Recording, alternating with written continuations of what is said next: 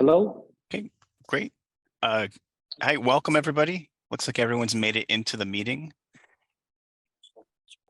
So thanks for attending this Committee of Adjustment meeting. My name is Greg Atkinson. I'm the Manager of Development Planning. And for the committee members, you'll recall last month, I said that I would be taking over for Neil Robertson, working in the background, sort of doing the admitting and technical things on the Zoom call. And so I'll be here from this point forward doing that job. I just want to give a quick overview to everyone on the call of how the meeting procedure will go. Agenda items will be announced, at which time the applicant or agent should turn on their microphone or video. So at this point, I'll ask everyone else to shut their video and microphones off until your item's called. The Secretary Treasurer will then provide the relevant details of the application. The chair will ask the applicant to state their name and address for the record. The committee may have questions for the applicant or of planning staff. The chair will ask if anyone else in the meeting would like to speak to the item. And at this point, if you would like to speak, you can come forward by turning on your camera and microphone. The committee may have questions for delegates that come forward. The committee will discuss, make a motion, and vote. The decision will be communicated verbally and followed up with a written decision that is subject to a 20-day appeal period. And please note that only the applicant may appeal a decision of the Committee of Adjustment. Please note the meeting is being recorded. If you have any questions or require assistance, please feel free to use the chat function. And as a final note, I recognize that proposed changes within everyone's neighborhood can be stressful and prompt an emotional response. This meeting is an opportunity to express your opinions and provide input. However, the dialogue must be respectful. Please focus your comments on the subject property and what's being requested in the application, and not to the people related to the application, such as the applicant, any future residents, or city representatives. Thank you. Good afternoon, everyone, and welcome to the Committee of Adjustment. My name is Mike Slayman, and I will be chairing the committee today. Today's agenda consists of 19 items. Each item will be heard separately, save and except some of these items, they will be heard together. At this point, I would like to say if there is any conflict of interest or disclosure by the board member. Mr. Gatti? 12 and 13. I'm sorry? Number 12 and 13. Okay. And anybody else? I do have a conflict for item number 1, 2, and 3 as well. And to administration, if there is any deletion or correction, could you please tell us at the appropriate time when the application is called upon? Mr. Gatti, would you please take over? Certainly. Okay, now, can I have a motion that we're going to hear matters 1, 2, and 3 together, first of all? Okay, Mr. Sarasa, Mr. Balsamo, that's carries. Thank you. Now, we've received a fair number of objections with respect to matters 1, 2, and 3, and we understand that there are a number of delegates that may well wish to address this matter. And as a result of that, we thought it best that we're going to move 1, 2, and 3 to the end of the list, which we will get to. Now, it's important that matters 1, 2, and 3 be gone through and addressed in the most efficient manner possible. So for instance, we are wondering right now how many people are currently intending on addressing matters 1, 2, and 3. Can you turn on your cameras so we can count you?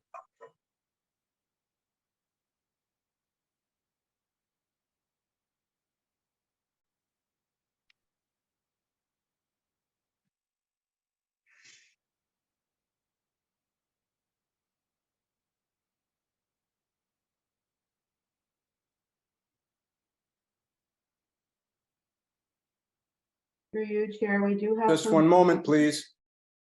through you, Chair, we do have some phone-ins. Jessica speaking, we do have a couple phone-ins, so would you like me to include those in the count? Yes, please. Include the phone-ins, and then in addition to the phone-ins, is it 4 or 5? Is that No. what, It's more than that. how many do you count? We're looking at least 20 to 25. People that wish to address this matter? Okay. I So think- what we're going to attempt to do is we're going to try to put you all in a breakout room together for the next 45 minutes or so. And what we're going to ask that you do is that you speak among yourselves and attempt to appoint one or two or however many of people as possible to speak on behalf of all of you. Okay, because having 15 or 20 people saying the same thing over and over again won't be helpful and will take an exorbitant amount of time. So what we're hoping is that you'll work with us and appoint a delegate that will effectively address all of it. And then in the event that any of you think that something's been not addressed, then of course we're going to do our best to give you a chance to make your submissions.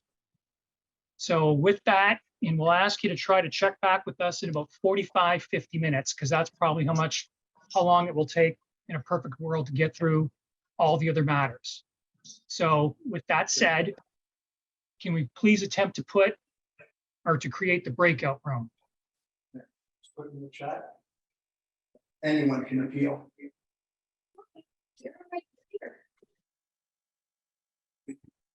So does anyone see a breakout room popping up? Yes, I do. Okay. I'm fairly certain that you can leave the breakout room if you happen to have a chat and you want to rejoin the main meeting at any time. Okay, so I think it's on my screen. It's at the very bottom in the middle, and it says join a breakout room. Is that what we're looking at? Yes. Is that correct? Can anybody assist? Is that correct? That's correct? Okay. So all of the delegates with respect to who want to address matters 1, 2, and 3, please click on that tab and join one another in the breakout room and attempt to appoint someone to do their best to summarize the issues on behalf of all of you. And then we'll see you in 45 minutes. Okay? Thank you. Greg, are you able to move some of the individuals that are maybe, lingering, or there are individuals on their cell phones? We did see a message pop up that identified how would they be placed in those breakout rooms. Do you want me to have the phone numbers put in the breakout room? I think that, well, again, I don't know if those are the individuals. I'm assuming one just removed itself, or was that you? Can someone attempt to jump into the breakout room and see if this is working and then come back to us? I'll go. I'll try it.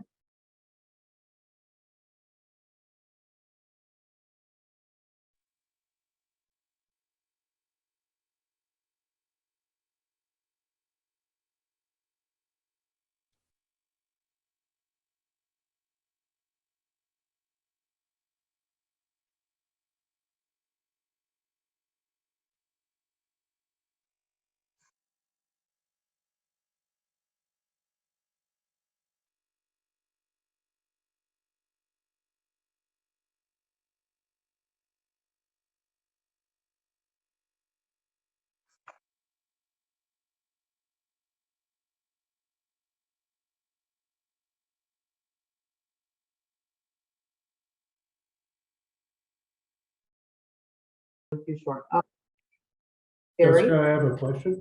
What I'm wondering, but I did hear they mentioned that there were approximately 20 people on phone in, and I just wonder how we're going to be able to work with them to come up with, Well, there's not perhaps- 2 people on a phone. We brought in 2 individuals that were on cell phones. Is that what you meant? No, I believe I What do you heard mean on the somebody. call, the public hearing? Well, not everybody is here for that matter. We still have our current agenda of like 16 to 15, I think 15 items to still go through. So Yeah. some of those individuals may be for that. However, anyone that was interested in the 991 Moran, we've just encouraged them to come into this room. You guys can have your own personal discussion. And then when we bring you back into the public hearing, I think it's important for 1 or maybe 2 of you to maybe be the spokesperson. I know there was Stephen, who had met with some of you, and he had a wonderful, is that you? Okay, Stephen had met and he presented a slide that he might want to present. So something like that would be very beneficial for the committee, just so they're getting all the pertinent information that you guys have addressed, which we feel is very important.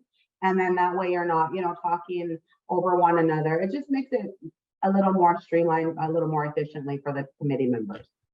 Are the participants on that have called in? Are you here for 991 Morand?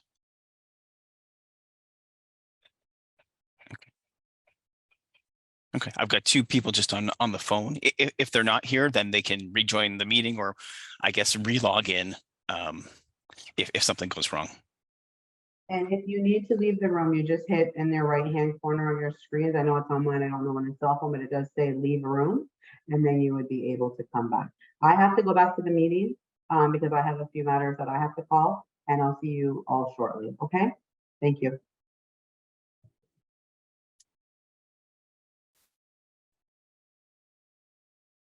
So my first, Few questions that I have addressing within the meeting room. So through you, Mr. Chair, I don't know where you're at or if I missed something, but I'm back. You didn't miss anything, but there is an important one from Anne Mary Toldo, where it says Zoom, let me enter, but the camera and the audio does not work. Anne Marie was in there. I was able to talk with participants in that's that, good so it then. could be something on her end. She was in the breakout room through you, Mr. Chair. So it could be something on her end. I was speaking with a few individuals and Greg was in there as well. So we did have audio and video. Okay, good. Would you like to proceed with the agenda and me call item number 4? Just 1 second, please. Okay. So it's back to you, Mr. Chair. Thank you. No, I'm having difficulties here myself.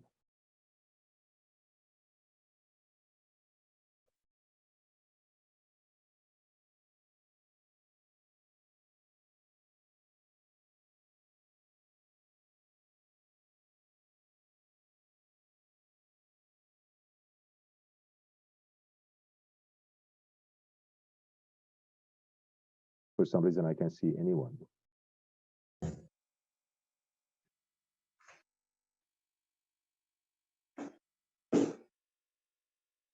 Okay, here we go. Okay, Madam Secretary, could you please call item number 4, please? Item number 4 is 1044 to 1052 Wyandotte Street. With those interested parties, please come forward. Good afternoon.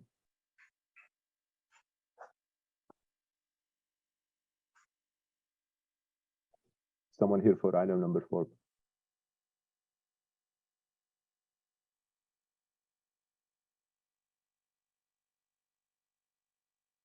Patrick there or no?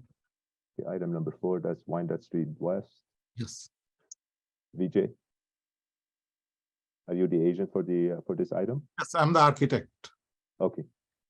And are you in agreement with the administration's recommendation? Yes. Okay. Any questions of the applicant? Okay, I see Dante, I see Mr. Balsamo. I don't see Mohammed's picture, and I don't see Mr. Sarasa. Yeah, I see Mr. Sarasa. Mohammed, are you with us? Yes, I am. Okay, would you like to put your camera on, please?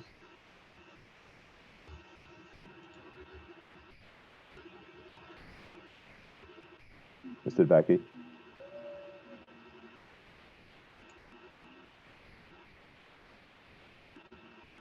Mr. Baki?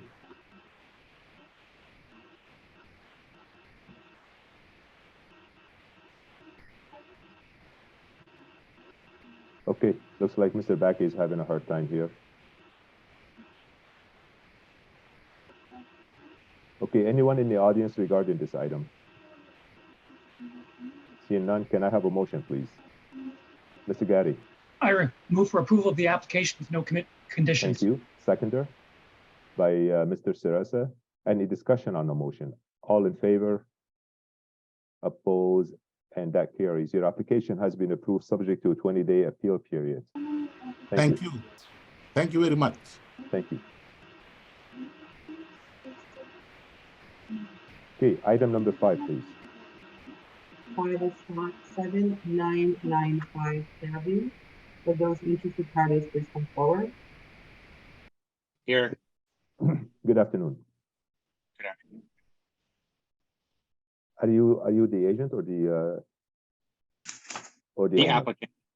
You're the applicant yourself, okay? Yeah. And did you have pre-consultation with administration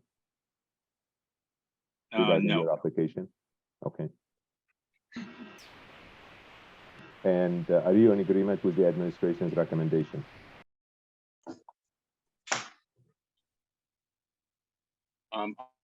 unaware of any recommendation.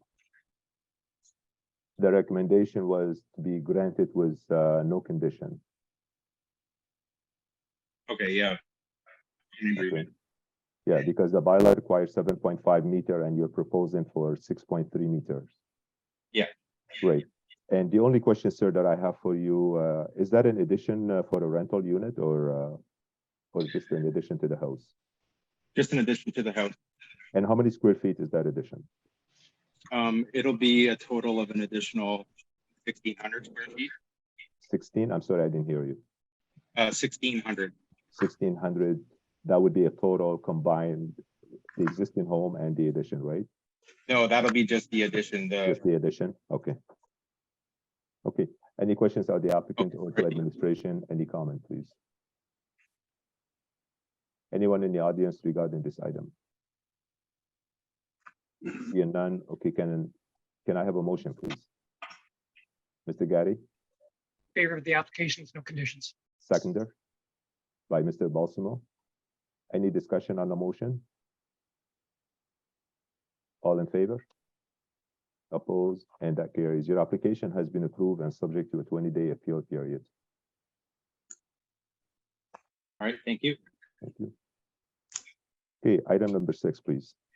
Item number 6 is 3203 Walker Road. For those interested parties, please come forward.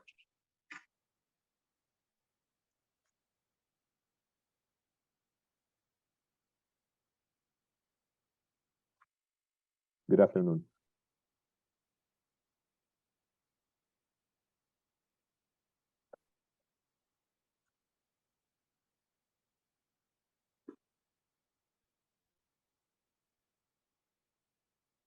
Is anyone here for this item? Mr. Mohammed Tabid is here. I can see him. He's the applicant. He's the applicant? Yes. You just have to, he's muted. He needs to unmute himself. Sorry, I didn't hear you. So this was about the Northway project? No, Mr.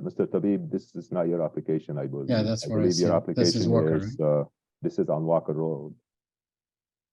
So Mr. the Ahmad, agent- is the Mr. agent or the Ahmad. applicant for Walker Road present?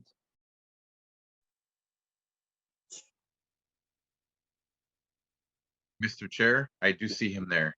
And who is he? Mohammed Habib Al Maz. I said that correctly. Okay, You can't hear. You're muted. could you unmute yourself, please? Is there another Mohammed Tabid other than mine? No, Mohammed Almaz. Yeah, I'm only here for the Northway Yes, application. Mr. Tabib, I am aware of it. We have 3 Mohammed over here.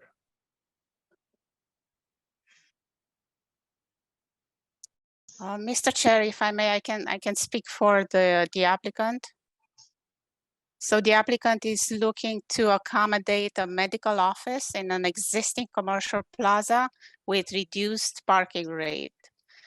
As a condition of approval, he is required to remove encroaching landscaping, fencing, and parking items within the right of way, or to enter an encroachment agreement to the satisfaction of the city engineer. Thank you, Simona. Any questions to the applicant? Mr. Sarasa, Is Walker Road serviced by public consultation? that would be a question to administration. Yeah. Anyone can answer that question, please? Claire, transportation planning, could you help with this question? Walker Road, there is public transportation, is there? Hello. Um, I will just check into that really quickly.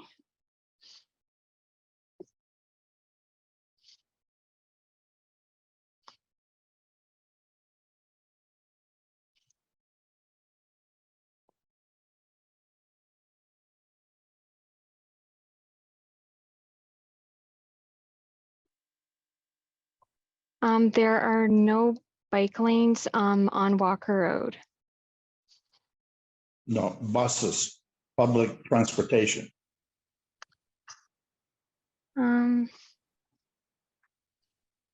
Yes, there seems to be. Okay, thank you. Any more questions?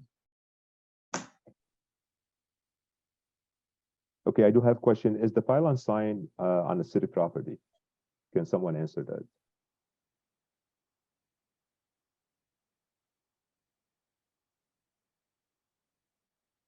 I know there's a corner cutoff for that particular property. And it seems to me that the pylon sign is right there. Anybody from engineering that could help with that right-of-way question? Yes, through you, Mr. Chair.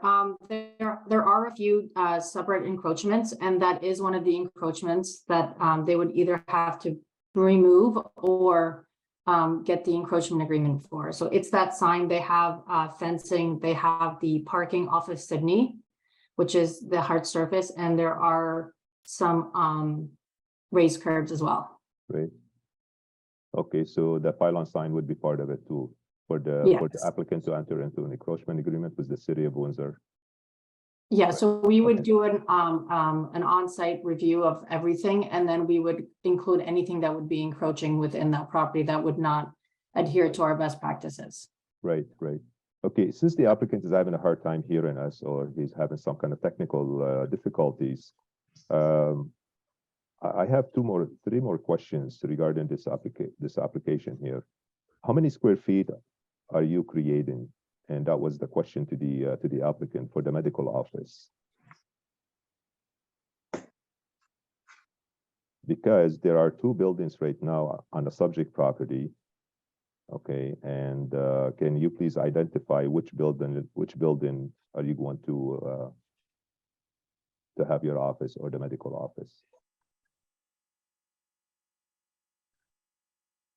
Hi.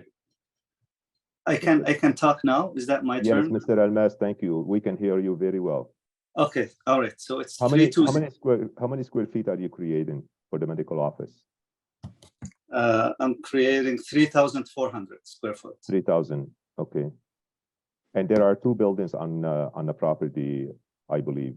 I visited the site and I noticed there are two buildings in there, Right. right? And what's the other building is being used for? So the other building is rented by two people. They're having it for meeting at night. And in the contract, they can only use it after 7 p.m. every day and in the weekend. I see. So that would be the smaller building. That looks like a Right. garage, basically, right? Right, Okay. yeah. Now, do you have any exclusive right to the alley? No, No, eh? Okay. And does the subject property, what, approximately 9,000, 10,000 square feet? right. Okay. And so, yeah. So I'm just using part of that building for my office. You're using part of it for your office. Right. Has the renovation started or the No, we're waiting for the permit. waiting on a permit? Okay. Now, what you're asking, basically, you're proposing for 18 parking spaces, Right.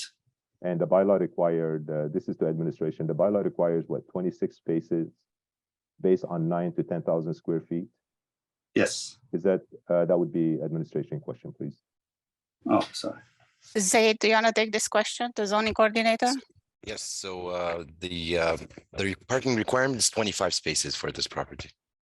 And that's based on how many square feet? So I'll give me one moment. I will pop up the results.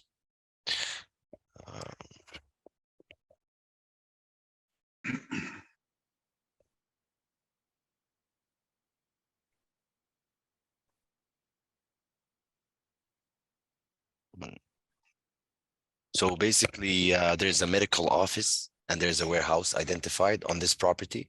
The Right. requirement for medical office is 1 parking space for each 13.5 square meters. 13.5 square meters. Let's see how many square feet is that, because you asked about square feet. That's fine. You can give it to me in meter. So and the warehouse requires 1 parking space for each 200 square meters.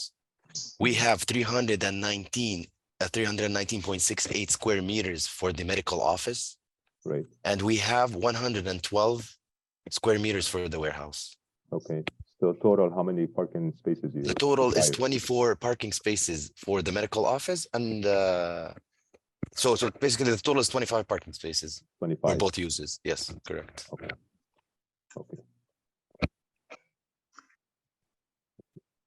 I still think that the 18 spaces is unjustified. But however, I have no more question. Any question to the applicant or to administration or anybody in the audience regarding this item? Okay, can I have a motion, please? Mr. Sarasa. I motion to approve it. Okay, seconder. By Mr. Gary. Any discussion on the motion? All in favor? Oppose? And that carries. Mr. Bakri, we still cannot see you. Mr. Your Chair, application, what's that? I'm sorry. Mr. before you, Baltimore. I was approved, but without the condition. That wasn't said. was I don't believe there's conditions in there, is there? Yeah, there's one condition, right? Yeah. Okay, there was one condition, and It wasn't stated, that's all. And they're yeah, approved. the applicant shall remove all encroachment as the engineering department pointed out. Okay, so your application, sir, has been approved and subject to a 20-day appeal period. Thank you. With the condition or with no? With the conditions. With the conditions stated in the report from the administration. All right, thank you. Thank you so much. Thank you.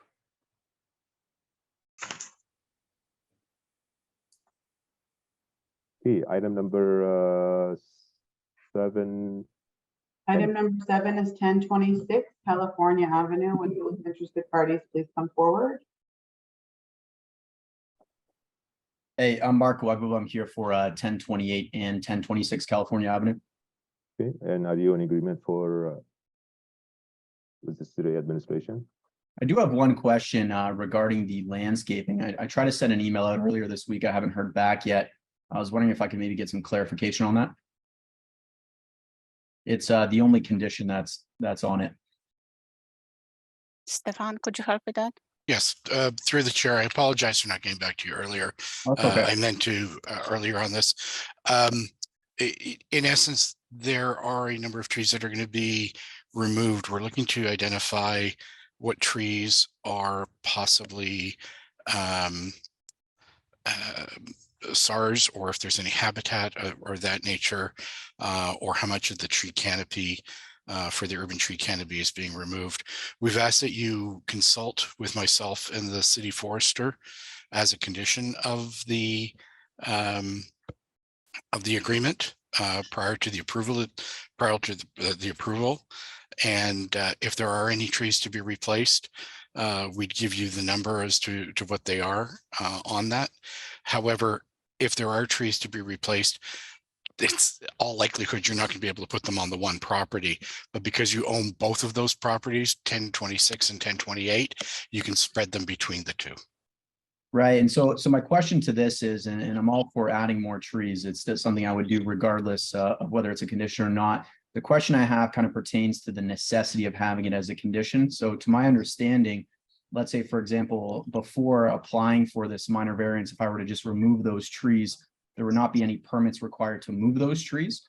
And then when we got down to minor variance time, the existence of those trees would kind of be null and void. So I'm just wondering if it's a necessity to have a specification as a condition, or if it's something where I can do, where I can add trees where I see fit. It just confirms that you're going to do it. It's not going to be a very difficult item. You don't have to have them planted prior to. It's just so we can confirm that it's going to happen. Exactly. Right, okay, and then Okay. so, I mean, the only question I have again is just because it is gonna be a tight space, you're gonna have walkways. I like to have Understood. my properties landscaped in a certain way for curb appeal, so I just want to Sure. make sure that these trees aren't gonna interfere with my own landscaping procedure. No, and we have no intention of doing that. We just want to ensure that that you've committed to do that. And we kind of know an idea where you're proposing them. So Perfect. it's not going to be a locked in sort of thing. Okay, Stefan, I appreciate that. Absolutely. Thank you. Thank you. Absolutely. Thank you, Marco. Thank you, Stefan. Okay, any more questions? Nope, I'm in agreement. Okay, any more questions to the applicant or to administration? None? Anyone in the audience regarding this item? I think we didn't see anyone. Okay, can I have a motion, please? Mr. Balsamo, To approve the application with the condition. seconder? By Mr. Sarasa. All in favor? Oppose, and that carries. Again, Mr. Baki, are you with us? Mr. Baki?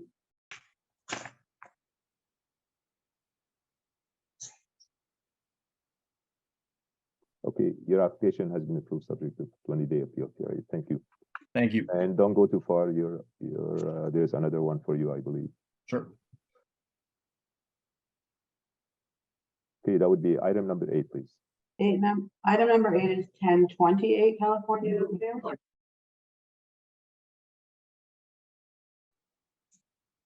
Okay, go ahead, please, Michael. Yeah, I'm in agreement with the recommendation. Thank you. Any questions of the applicant? Or to administration? Any comments? None. Can I have a motion, please? Mr. Sarasa, I motion to approve it. seconder? By Mr. Balsamo. Any discussion on a motion? All in favor? Opposed? The And that condition carries. wasn't, Mr. Chair, the condition wasn't included, that approval. Yes, Mr. Sarasa, your motion to approve it with the condition. Yes, I am in agreement. Okay, and that carries. Thank you. Your application has been approved subject to 20-day appeal period. Thank you again. Thank you, Mr. Sleeman.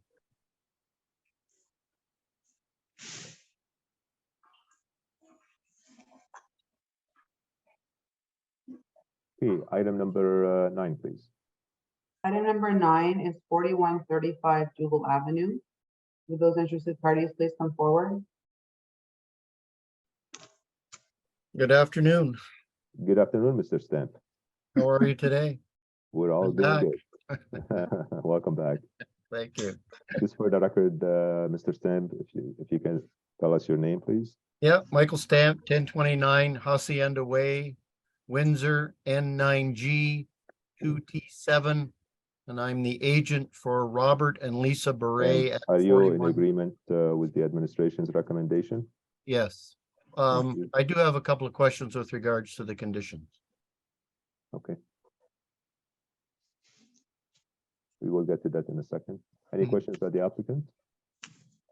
Or to administration? Any comment? Okay, Mr. Stamp, go ahead, please. Yes, when this was originally approved 2 years ago, unfortunately, the applicants allowed it to lapse, so we're back reapplying. When it was originally approved, there were no conditions. I don't necessarily have an issue with the conditions that are in the report now, save and except I'm not entirely sure how to fulfill them. The Berets are in the process of selling the existing house at 4135 Dougal Avenue, and they are creating or trying to create through the consent a separate residential building lot, which they will sell. I don't believe they had any intention of putting connections in, etc. I did send a copy of the my city mapping, which showed a storm and sanitary sewer that run along the Dougal Ave right of way in front of both 4135 and the vacant lot. Unfortunately, I've been unable to locate or to find where I can locate where water service, where I could find some sort of mapping for water service. I tried the city of Windsor, I tried Enwin. I couldn't find that, so I'm not sure how I fulfill that part of it with regards to the request to show the existing services. I've suggested a couple of solutions for conditions C and D, which would be put into an agreement of purchase and sale. I'm hopeful those are acceptable. But I'm not 100% sure what condition A requires me to do, which is the applicant shall provide site servicing drawings for the overall property outlining all existing services to the satisfaction of the city engineer. Obviously, the existing house at 4135 has been there for at least a couple of decades or more. So that is certainly attached to the sanitary and storm sewer and water. I don't know where those connections are. I don't know that the owners know where those connections are, but they're obviously connected. And it obviously doesn't appear that there are any connections to the vacant lot because it just forms part of the original property. So I'm not quite sure what that site servicing drawing entails. Okay, thank you, Mr. Stan. Sandy, would you like to comment on that? Through you, Mr. Chair. Yes, so the applicant is requesting to create a new lot. In order for us to allow that, they would have to service that retained lot. With that, they would supply a servicing drawing, so showing where the connections will be. So the storm, the sanitary, and obtain a permit to have that lot to be serviced. Now, the first condition that he commented about to provide a site servicing of the overall property, we only asked to see that just to confirm that there are services for that. Sometimes they are in a septic, they're septic, so we don't have any information about it. A lot of the times they do get any sort of contractor that would camera the work and confirm that their connections are proper and they're able to be, or they're used. However, just for the actual created new lot, we will need to have a permit to service those lots and connections for the existing sanitary and storm sewers fronting those property. Are you saying that the current owners have to put the connections in? In order for you to create a new lot, you would have to have that. If you would like to sever it, you have to have that lot serviced. That doesn't make any sense to me. I think the way that the rules read is that as long as services are available, which they are, I mean, there's an existing storm sewer and an existing sanitary sewer that run directly in front of the property. I'm presuming there's water service there because there's water service for all of the properties at front on Dougal. It's their intention to sell the property. We were going to put in there that the new property owner, that the new purchasers, who I'm presuming are going to want to build on that, would have to come in, and then they would have to make whatever arrangements that you're asking for with the city before they could build. So they would come in with a site servicing plan. They would be the ones responsible for putting in the connections, and they would be the ones that would be responsible for getting the permit to work in the right of way. We would make sure that that was put into the agreement to purchase and sale to say that the purchaser acknowledges that there are no existing connections. In order for them to build, they will need to meet with the city of Windsor, and that the city of Windsor will require for them to install connections. The city of Windsor will require for a site servicing drawing, and the city of Windsor will require them to get a permit to work within the right of way. But I don't think the existing owners had any intention of putting in the connections, and I'm not sure why that's a responsibility. Yeah, Mr. Stant, if I may say something, Schedule X in the official plan clearly says all lots created by consent shall be serviced by municipal sanitary sewer and water service. Well, these can be. It's just they don't have a connection. It's going to be up to the new purchaser to put the connection in. Like when this application went through 2 years ago, there were no conditions. Now, I don't know what's changed between, I don't think any of the rules have changed. So I don't know what's changed between 2 years ago and now, where now you're going to require there are existing services there. If anyone's going to build on it, then they're going to have to connect to those services. It isn't that there aren't services. It isn't that they'd have to build on a septic. It isn't that they'd have to drill a well. It's just that I don't understand why the existing owners would have to pay the expense of hooking that up when all their intention is to sell the lot with a storm sewer and a sanitary sewer that run directly in front of the lot along Dougal Avenue. And I presume that's where the water service is. Through you, Mr. Chair, I can confirm with the manager of right of way if the condition can be in the agreement to sell. However, I cannot comment on that right now. Okay, that would be great if you could do that, because I've already spoken to the city forester with regards to condition E, and he's indicated as long as we put in the agreement of purchase and sale that the new purchaser has to consult with the city forester, that fulfilled that condition. And I'm hoping that as long as we put that information into the agreement of purchase and sale, and we would agree to put in whatever the city wants us to put in, but that the new purchasers acknowledge the fact that there are no existing connections. In order for them to build on the lot, there have to be connections, and they have to then put in a site servicing drawing, and they have to also agree to get any permits necessary to work within the right of way. And again, with regards to C, I don't know if there are any redundant services there or not. I suspect there aren't. I suspect there's only one service to 4135. But we could put some clause in there to say that if there are existing services, they would use them and or abandon any redundant services. Sandy? Yeah, I can confirm with the manager right away. He's not in today, so I can confirm with him to see if that will satisfy the conditions. Okay, thank you, Sandy.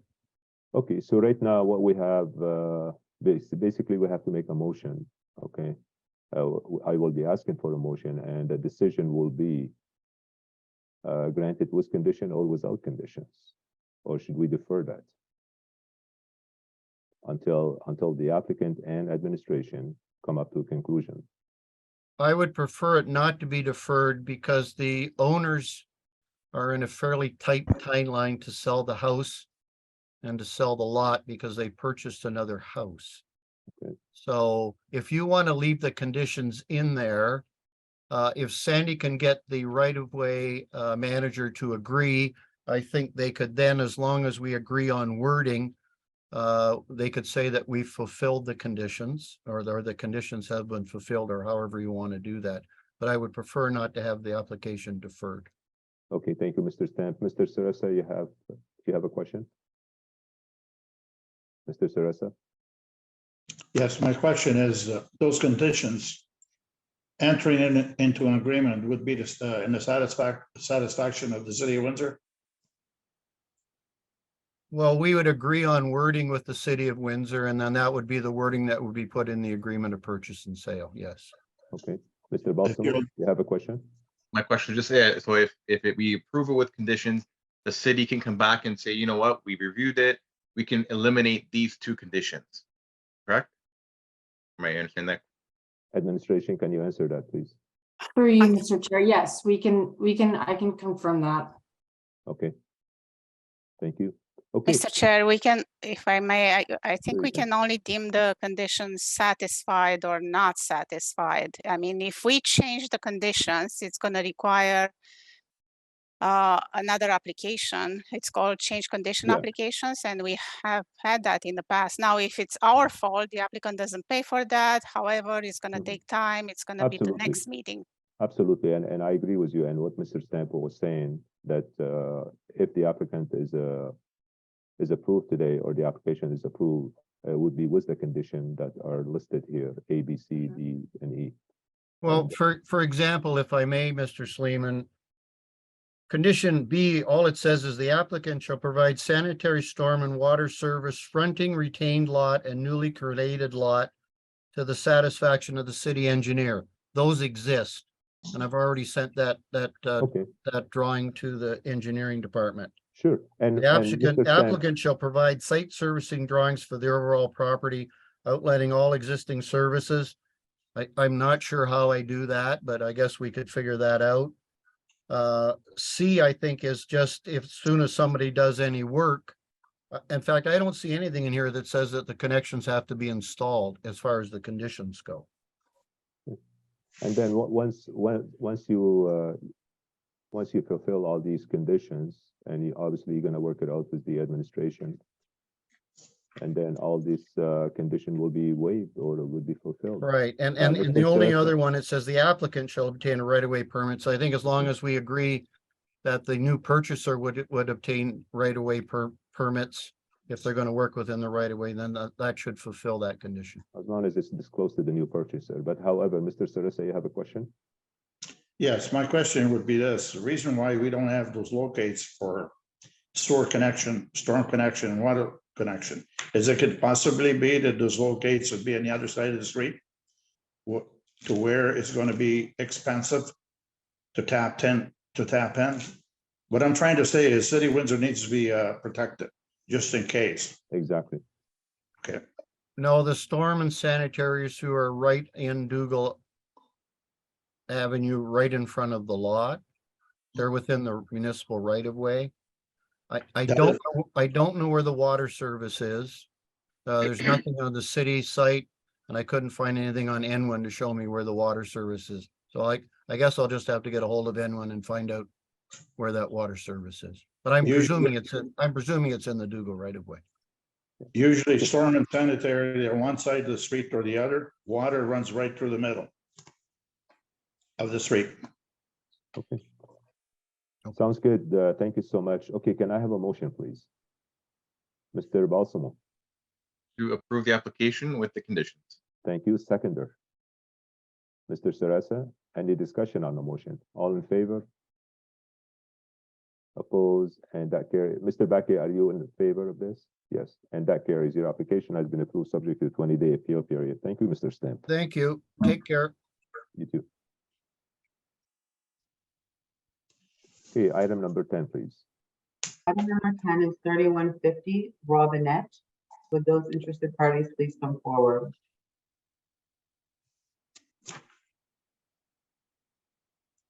Good afternoon. Anyone here for Robinette?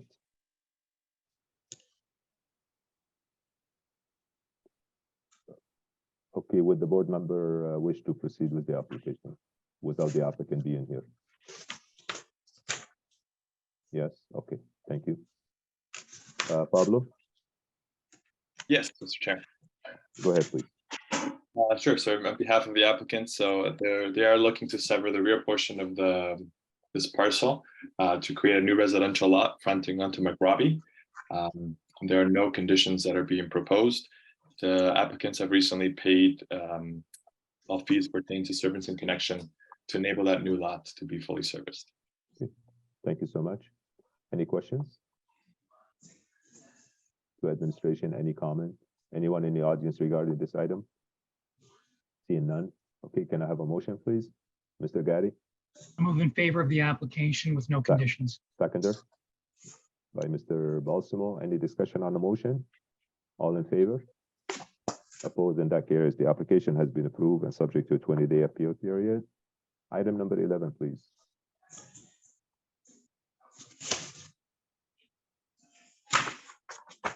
Ms. Watson, item number 11. Item 11 is 547 Jubal. Would those interested parties please come forward? Yeah, we're here. Go ahead, please.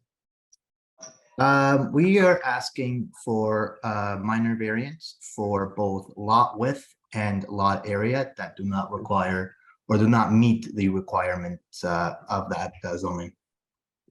And are you in agreement with the administration's recommendation? Pardon? Are you in agreement with the recommendation? Yes. Okay. Any questions of the applicant? Or to administration? Anyone in the audience regarding this item?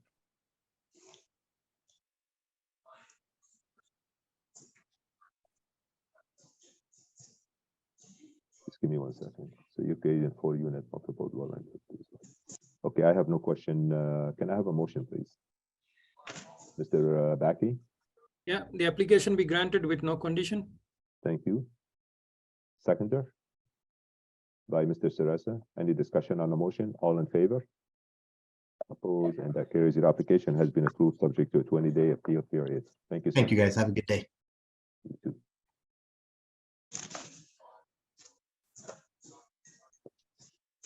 Okay, can I have a motion to hear item number 12 and 13 together, please?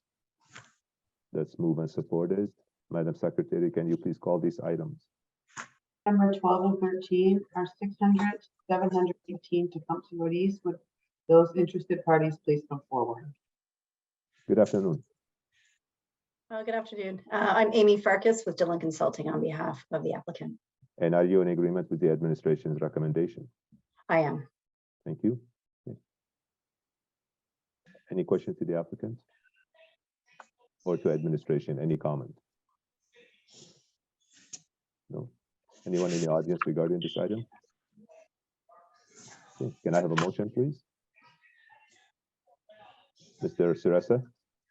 Motion to approve for no condition. That's for the two applications, there's no conditions. Am I correct? Yes. Okay. Ms. Sorry, Watson? sorry, Mr. Chair, there is conditions associated with the consent application With the consent one, that's what I thought. for conveyances, Yeah. both of land conveyance along Tecumseh Road and for a corner cutoff. Yes, I've seen that now. Thank you so much. Ms. Watson? Through you, Mr. Chair, it looks like there might have been public presentation on an audio call.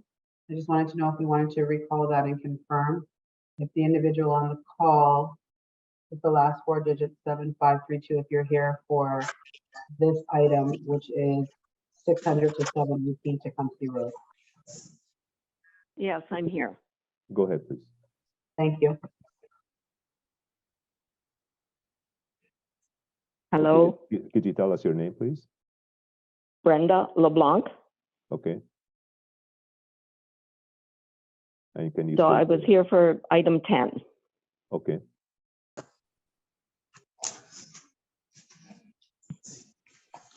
I'm sorry, when you were doing it, I could not get unmuted and I couldn't get it to bring up our profile pictures. So I'm just coming back in now to find out if it was approved or not. We're just on it right now. Oh, okay. Sorry, Mr. Chair, the caller is actually in regards to item number 10, which was already approved. Just wanted to clarify, Brenda is actually one of the owners. Okay, the caller is for item number 10. Correct. Okay, item number 10, we already went through this. And it was approved? Madam Secretary? Yes, it was approved. I believe she was having difficulties at such time. That was the one that Pablo gave introductions through. So it was approved, and that's for the caller on the phone. Thank you. Okay, thank you. Thank you. Okay, let's proceed, please. I'm sorry, she kind of confused me. I thought she was here for item number 12 and 13. Okay. The motion was put by Mr. Sarasa, was it? Mr. Yes. Sarasa? Yeah. To approve it with the conditions, right? Yes. Okay, That's correct. seconder by Mr. Baki. Yeah, to approve the minor variance application with no condition, but the consent with conditions. Yeah. I'm sorry, Mr. Baki, I didn't quite understand what you're saying. Application 12 with no condition, but with 13 with condition. Yes, Yeah. that was the motion, yes. Yeah. So you second that? Yes. Okay. Any discussion on the motion? All in favor? Dante? Conflict. Oh, conflict, I'm sorry. 12, Yes, 13. yes, you're right. And the motion carried. Your application has been approved subject to a 20-day appeal period. Mr. Balsamo? I just have a comment, on the application, it just stated it's 176 parking spaces, whereas the one Yes, from the I have city seen that. is 763. That was a typo. Yes, I've seen that. Okay, I wasn't sure if that for the record there. And thank you. Yes, thank you for bringing it up. Okay. So your application has been approved subject to a 20-day appeal period. All right, thank you. Item number 14, please. Item number 14 is 3422 Riverside Drive East. Would those interested parties please come forward? Good afternoon. Good afternoon. Can you hear me now? Yes, we can. Andrew Booth for Vito and Michelle Maggio, 3422 Riverside Drive East. Okay, and are you in agreement with the administration's recommendation? I am. Thank you. Any questions of the applicant? Or to administration? Any comment? Anyone in the audience regarding this item? Seeing none, can I have a motion, please? Mr. Gary? In favor of the application with no conditions. Thank you. Seconder by Mr. Sarasa. Any discussion on the motion? All in favor? Opposed, and that carries. Your application has been approved, subject to a 20-day appeal period. Thank you, sir. Thank you very much. Have a great day. You too. Okay, item number 15, please. Item number 15 is 0 Dufferin Place, also known as the vacant lot north of 1284 Dufferin Place. Would those interested parties please come forward? I'm Vijay, I'm the architect. I'm sorry. Vijay? Yes. Yes. Vijay, I think I'm having a hard time hearing you. Okay, yes, we are proposing a small. And are you in agreement with the administration's recommendation? Yes, we are in agreement. Okay, thank you. Any questions to the applicant? Or to administration? Any comments? Anyone in the audience regarding this item? Seeing none, okay, can I have a motion, please? I'm sorry, who put the motion? Mr. Balsamo? Okay, go ahead. Yeah, to approve the application with the condition. Seconder? By Mr. Sarasa. Any discussion? All in favor? Opposed, and that carries. Your application has been approved, subject to a 20-day appeal period. Thank you so much. Thank you very much. Thank you.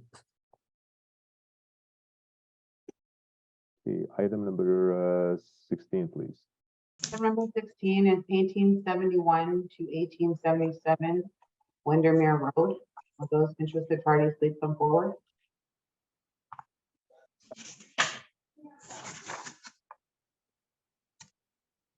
Good afternoon. Good afternoon. Amanda Could you please Santia. state your name? Amanda Santia. Okay. And are you in agreement with the administration's recommendation? I am. And are you the agent or the owner? Owner. Owner of the house. Okay. Any questions of the application? Any questions of the applicant? I'm sorry. Or to administration? Any comments? Anyone in the audience regarding this item? Chair, I got a question for administration. Go ahead, please. The two resulting lots, what are their widths going to be? 1 second. I'm gonna have to, I don't have the drawings handy. However, there was no minor variance required for this severance because all the conditions are existing.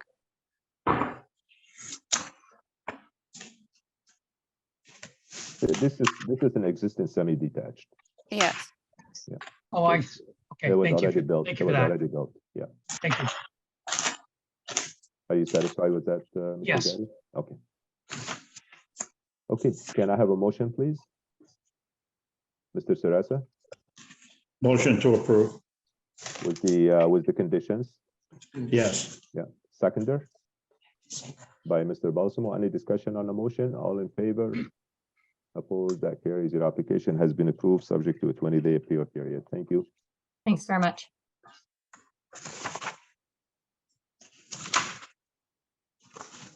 Okay, item number 17, please. Item number 17 is 1843 to 1896 Northway, excluding 1867 and 1869, as well as 1873 and 1875.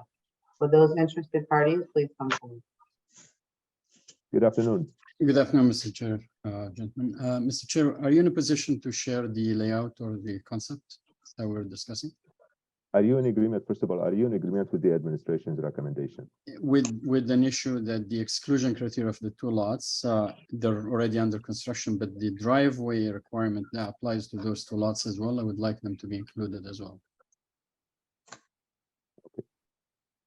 If I can share my screen, I can explain to you where the confusion happened. I would let, before you share your screen, I would let administration answer your question. Mr. Chair, I think the report is based on the application submitted to us. I think that's what the application said, excluding those lots. And they are excluded, which is a lot, I mean, the address as I have here in front of me, it would be a lot easier to say it, which is 1867, 1873, 1869, and 1875. So, Mr. Chair, those two lots are in the middle of the subdivision. When I requested the application, I requested it to include the entire subdivision. I was asked to exclude them for the building requirement. We're seeking two requests here.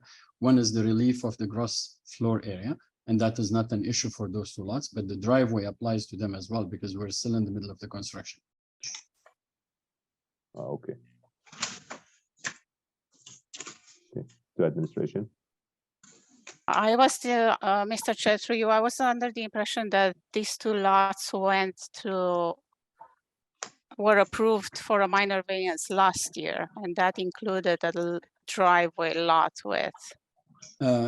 May I speak, please? The request for last year was for the entire subdivision, same as this. We were not requested to apply this, but there was a bylaw adjustment that took our gross area coverage that was allowed last year. And for that reason, we're seeking the relief given the bylaw change that happened in 2022. Was it 2022, Mr. Tabib, or 2023?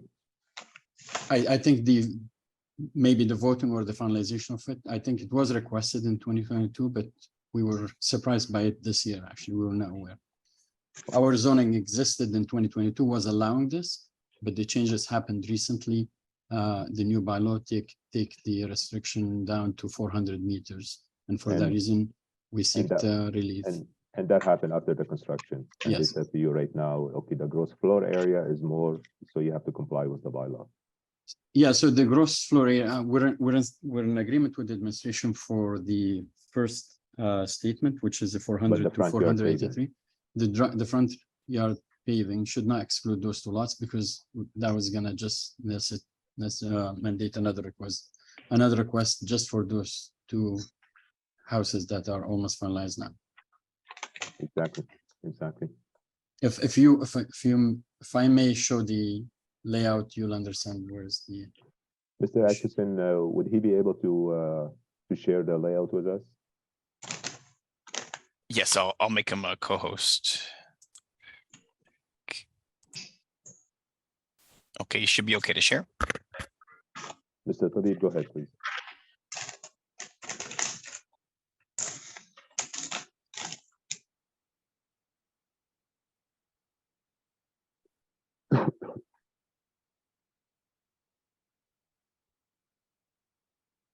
Can you move it to the center? There we go. Okay. So if this is the layout, the intersection between Manitoba and Northway on the south side and then Malden on the north. We started construction on those two lots. We're okay with the size. We're not going to change these. We're just seeking that there is no exclusion for those two regarding the second request, which is the 63% of the front yard paving. We lost you there. Do you hear me? Yes, we can. Go ahead. Yeah, we're just seeking not to exclude the two lots from the request for the front yard paving part. Okay. Administration. I'm gonna have to ask Ms. Watson to check the application. So I was just actually going on to, our applications are uploaded. So I'm going to the agenda online. 1 second, please.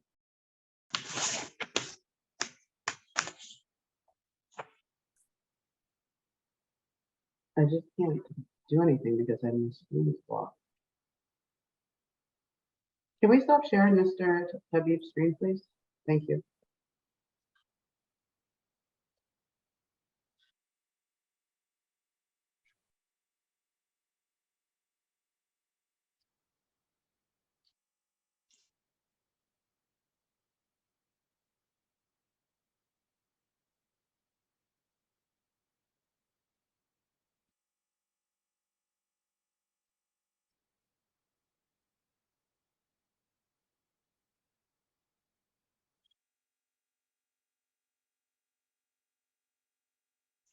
I can share the screen, but if the members would like to go to the agenda page and look at the item, we uploaded the agenda, the actual application for Mr.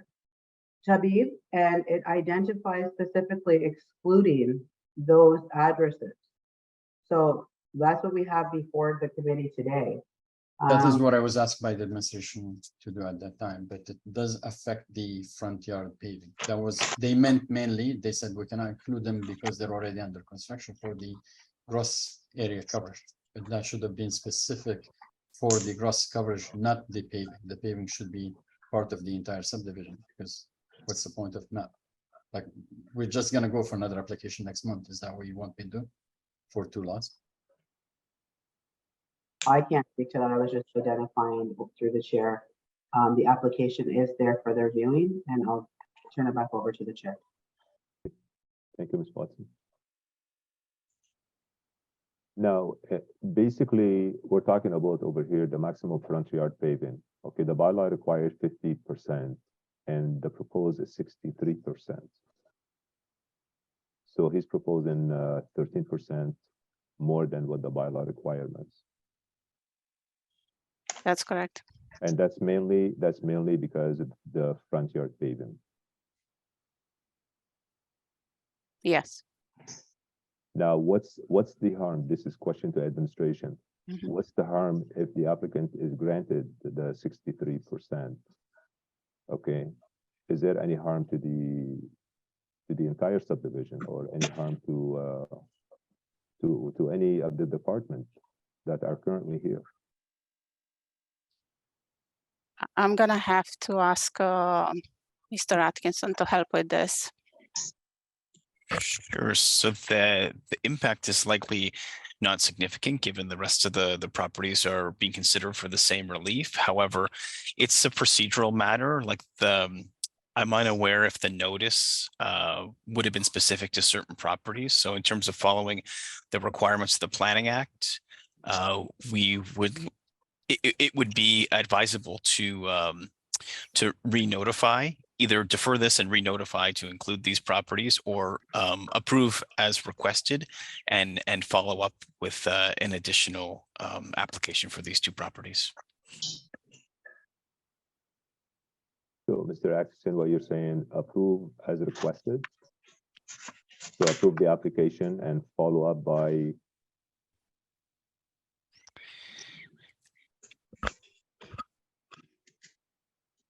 Yeah, I would leave it up to the applicant whether they would like to request a deferral to modify the application and provide the proper note, like the correct notice, or with the correct description, or approve what's before us and follow up with a separate application. Okay. So the discrepancy is in just these 2 lots, Mr. Chair, right? Like this, we're certainly been waiting for this approval to commence construction. We have 2 lots that have already building permits to proceed. We'd rather not get delayed. I believe in the previous committee of adjustment, there was already an approval. It was like a 3% less or something like that. For that reason, it was brought to our attention by administration, and we included it in this application. The exclusion, the only confusion happened here is that the exclusion criteria should apply to the gross foot coverage, not to the driveway, because the driveway is still not yet been constructed. I don't think there is any impact by including those 2 lots if the other 16 lots are already included and that was supported by administration already. And that was my question to administration, but basically I rephrased it differently than what you said, Mr. Tabib. What impact would it do to this subdivision or to this street? If we included 2 more rather than, if we do 18 rather than 16? I believe that was the question, Mr. Chair. Mm-hmm. So the impact is negligible, and I'd let Simona also provide her opinion. It's a matter of process, right? The application didn't include these 2 lots. So if there were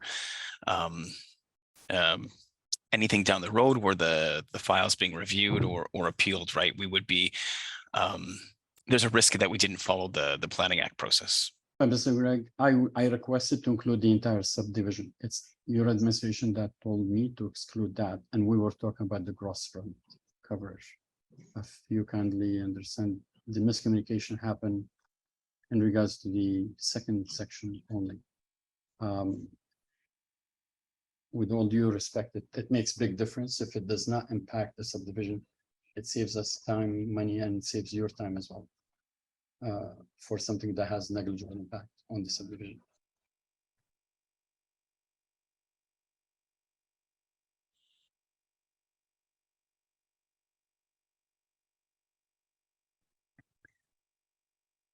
Jessica, do you have any thoughts on the One question, just to ask, Mr. Yeah. Javib. I know you keep outlining that it was administration with respect to city staff.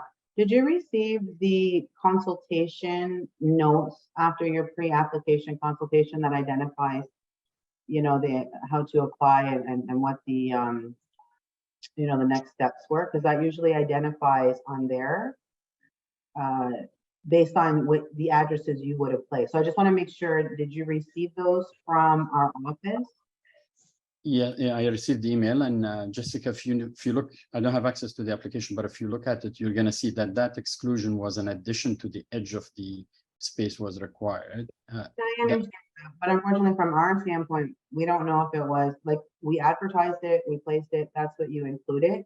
If there was an error in the application, they've offered some scenarios where I understand you don't want to defer it, but there's no other kind of way around this, right? Who was the administration that identified you should, and not to throw names out there, you know what, let me reframe that question. I just think it's important that we identify whether it is an administration error or if it is an applicant error. And Greg, I think that's the only way we would be able to, either way, it's going to be deferred. It would have to be deferred and we would pay for it, or it would be deferred and you would pay for it. Or you can approve it today and come back and change the conditions. Either way, it's going to go to the next. So Jessica, the application was filled at the City of Windsor, and I was guided by one of your staff. Now, are you saying you're deferring the second option or deferring the entire application? Because deferring the entire application really does going to hold us of commencing the construction, and it is a big impact on us.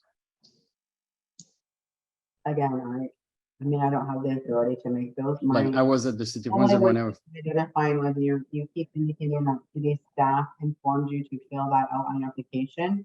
And at the end of the day, the application is yours, right? You verify, you swear that the information, you know, obtaining it is accurate, the best to your ability. I don't know. I know I wasn't there. So again, that can be a matter that might be able to be dealt with after.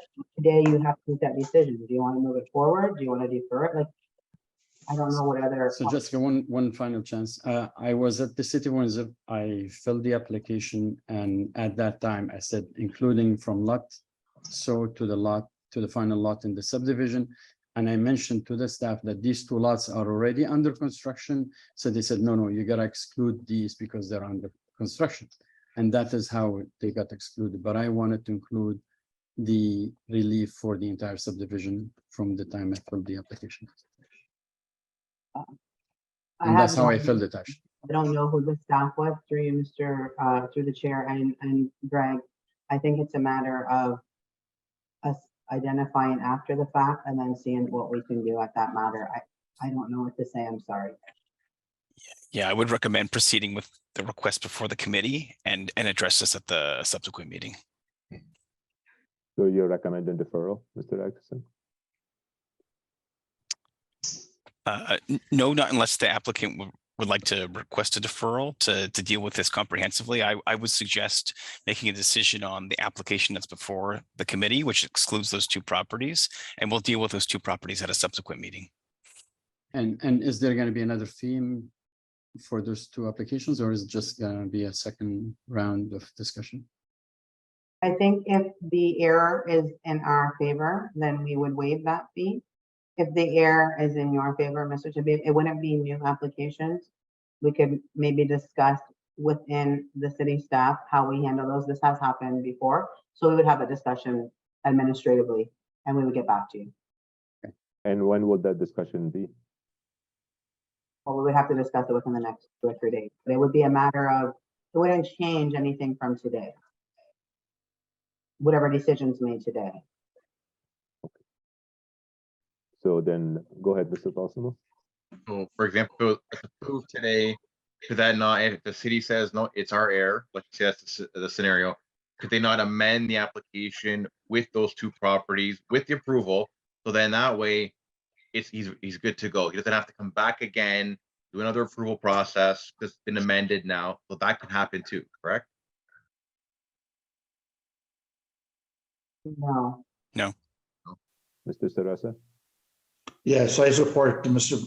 Balsamo's point. This application should go forward and approve as it is, and we can mitigate and look at whatever new application is gonna bring us. This should be going forward. Okay, so are you putting a motion? Yes, I'm putting a motion to approve Okay, it as it is.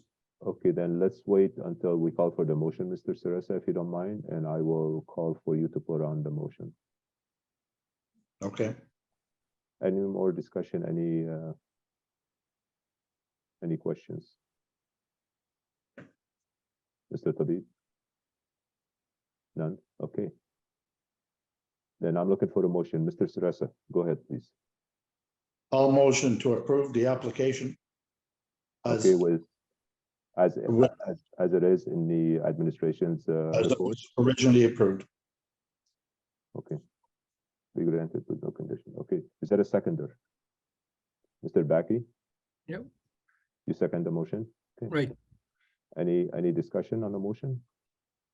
Mr. Balsamo? Could we approve the application including those two lots, or we're not able to do that? Well, that's the whole motion, is the approving those two lots. Excluding those two lots. No, instead of excluding them, including them, can we add that to the motion? Is that able? Are we able to do that? Mr. Sarasa, since you did the motion, since you asked for the motion, would that be a friendly amendment to the motion?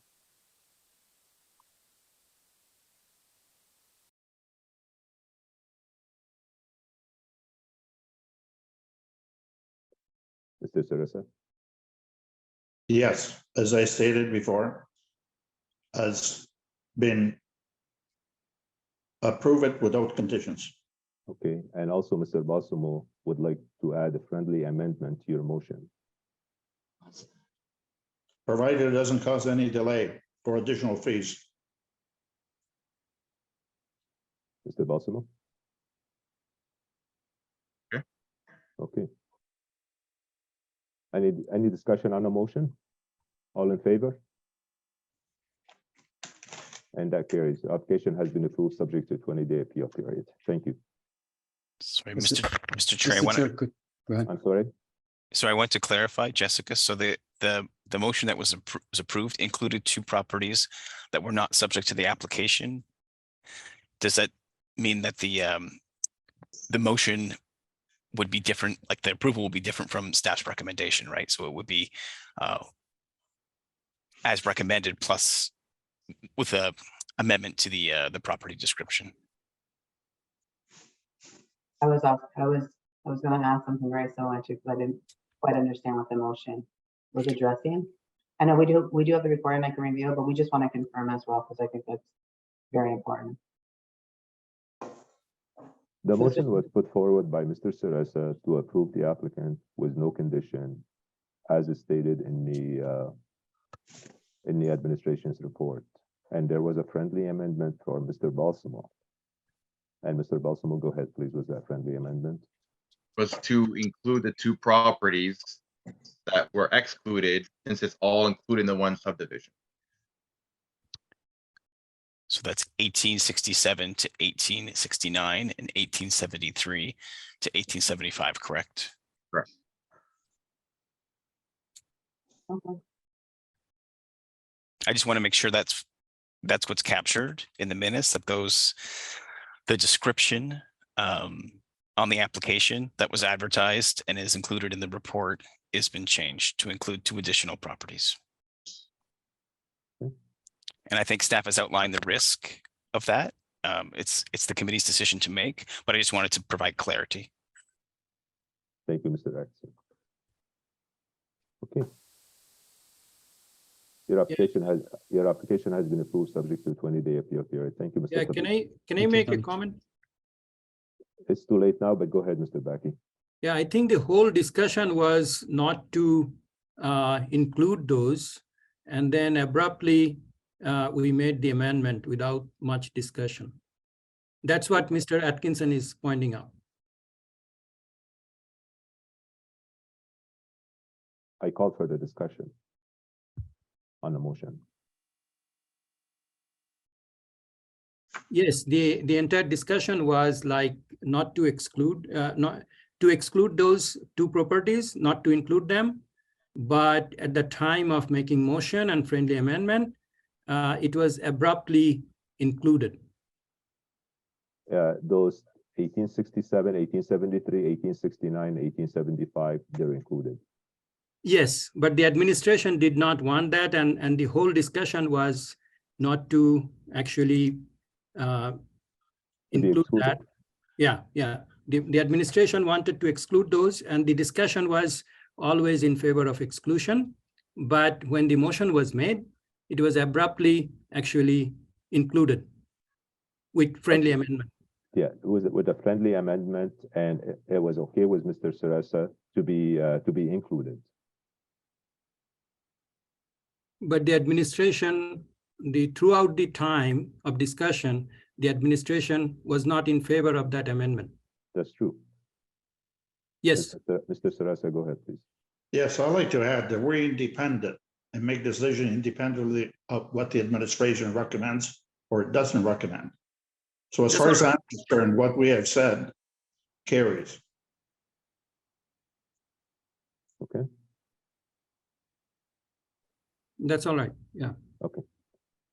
Application has been approved subject to a 20-day appeal period. Thank you. Thank you very much.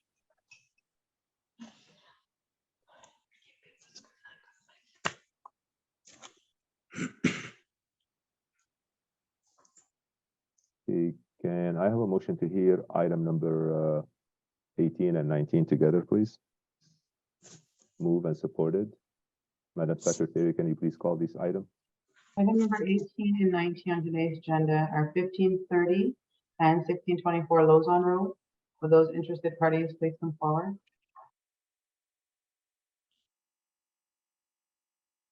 Good afternoon again. Amy Farkas from Dillon Consulting, and I am here on behalf of the applicant. And are you in agreement with the administration's recommendation? I am. Okay. Thank you so much. Any questions of the applicant or to administration? Any comments? None. Anyone in the audience regarding this item or those 2 items? Seeing none, can I have a motion, please? Mr. Balsamo? To approve both applications with no conditions on either. Seconder? By Mr. Sarasa. All in favor?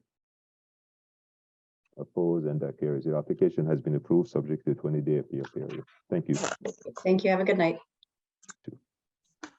Okay, Mr. Gary, go ahead, please.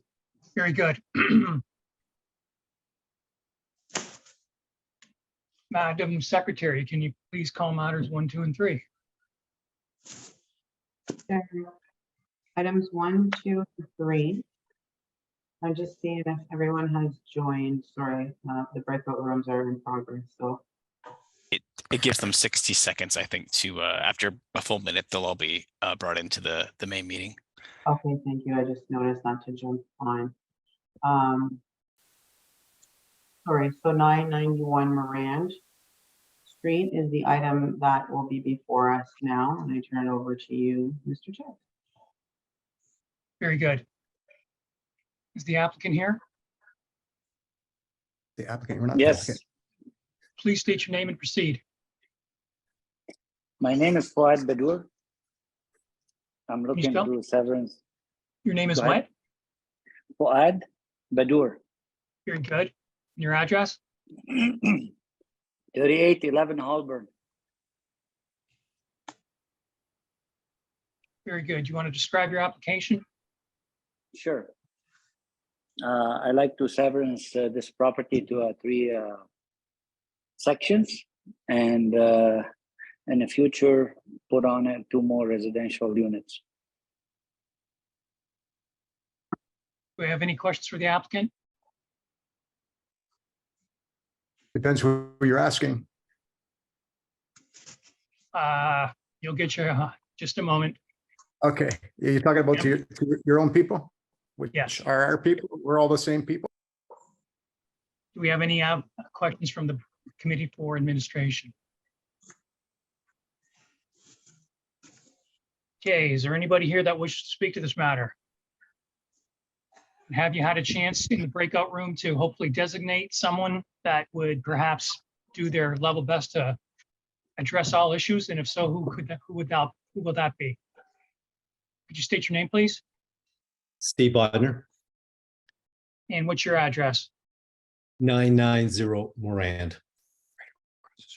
Right Go across ahead. the street. May I share the screen? Oh, sorry, Terry. I also want to be put on that as speaking with Very good. the other gentleman. Please pay attention as best as you can and try not to repeat anything that will have previously said. Go ahead, sir. Also myself. And Tony. So now we have 4 people. You know, I'm just curious, how do you know you all want to speak if you haven't yet heard what this individual is going to say? We I have want to heard. speak as well. So I'm hoping if he covers it all, right? We don't want Well, repetition. That's but- the intent. That's the intent. Ensure that all points are covered. So we're just here as, like passing the baton, should we need to make sure that the relevant points are heard and they were explained properly, right? So we don't want to cut somebody off. Hey, you forgot a point. So if they forget a point, we're in there to just as a backup. But yeah, we're not going to repeat. We're not going to repeat. Understood. That's the intent. Thank you. Perfect. Through you, Mr. Chair, Mr. Budner has asked to have a screen sharing. I believe he had two slides he wanted to share, and I believe you are going to be a spokesperson. Is that correct? On behalf of those neighbors for the beginning? Steve? Correct. Okay. Great, can we allow him to share his screen? You should be able to share. We have permission to record as well, please. So the meeting's been recorded, been recorded since 3:30 and still recording. But can you give us permission? We'd like to record it too, please. I am not sure how to do that. Or just go down, I'm gonna just go down to the bottom where you hit record. So let's get started here. We want to record. Got it.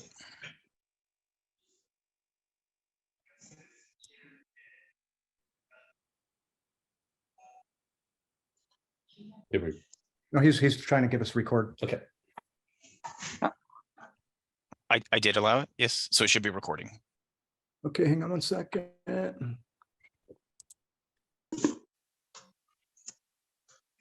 Okay, thank you, everybody, for creating this video here for us. Basically, the message here is the neighbors got together last night and we try to reconcile all our key speaking points, which I'm presenting in the next 2 deck here. The gist of the message is real simple. City has bylaws. Bylaws are there to maintain the integrity of the neighborhood. They're reinforced by the city planners. And what we really want to ask people here is, if you would even buy my house at 990 Morand across the road to live in for 20 years, if you knew what was on the horizon. And the reality of the message is no. The only people that would be interested in my house would be investors that want to turn a buck. So at the end of the day, the problem and the message at hand is we're just asking the city to support the bylaws that they've written and asking them to support them so none of these variances are accepted. Next slide. So the key points are here. I'm assuming everybody on this call has had the opportunity to see this deck in advance. If not, Jessica has a copy. So to the original point here, bylaws are really to maintain the integrity of a neighborhood, the look, the landscape.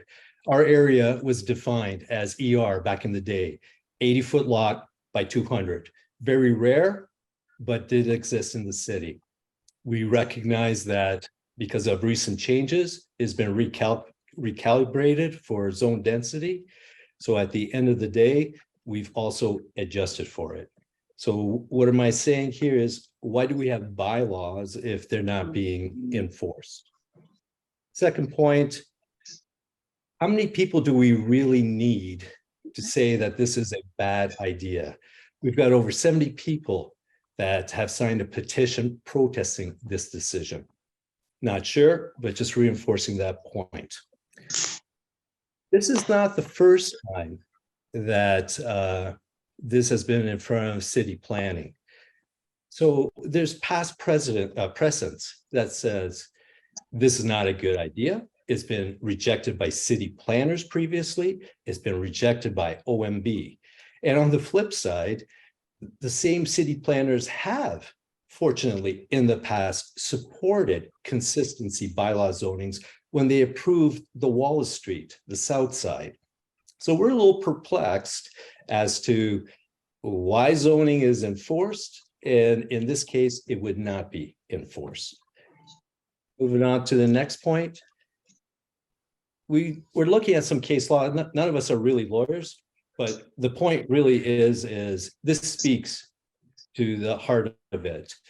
Zoning, need versus hardship.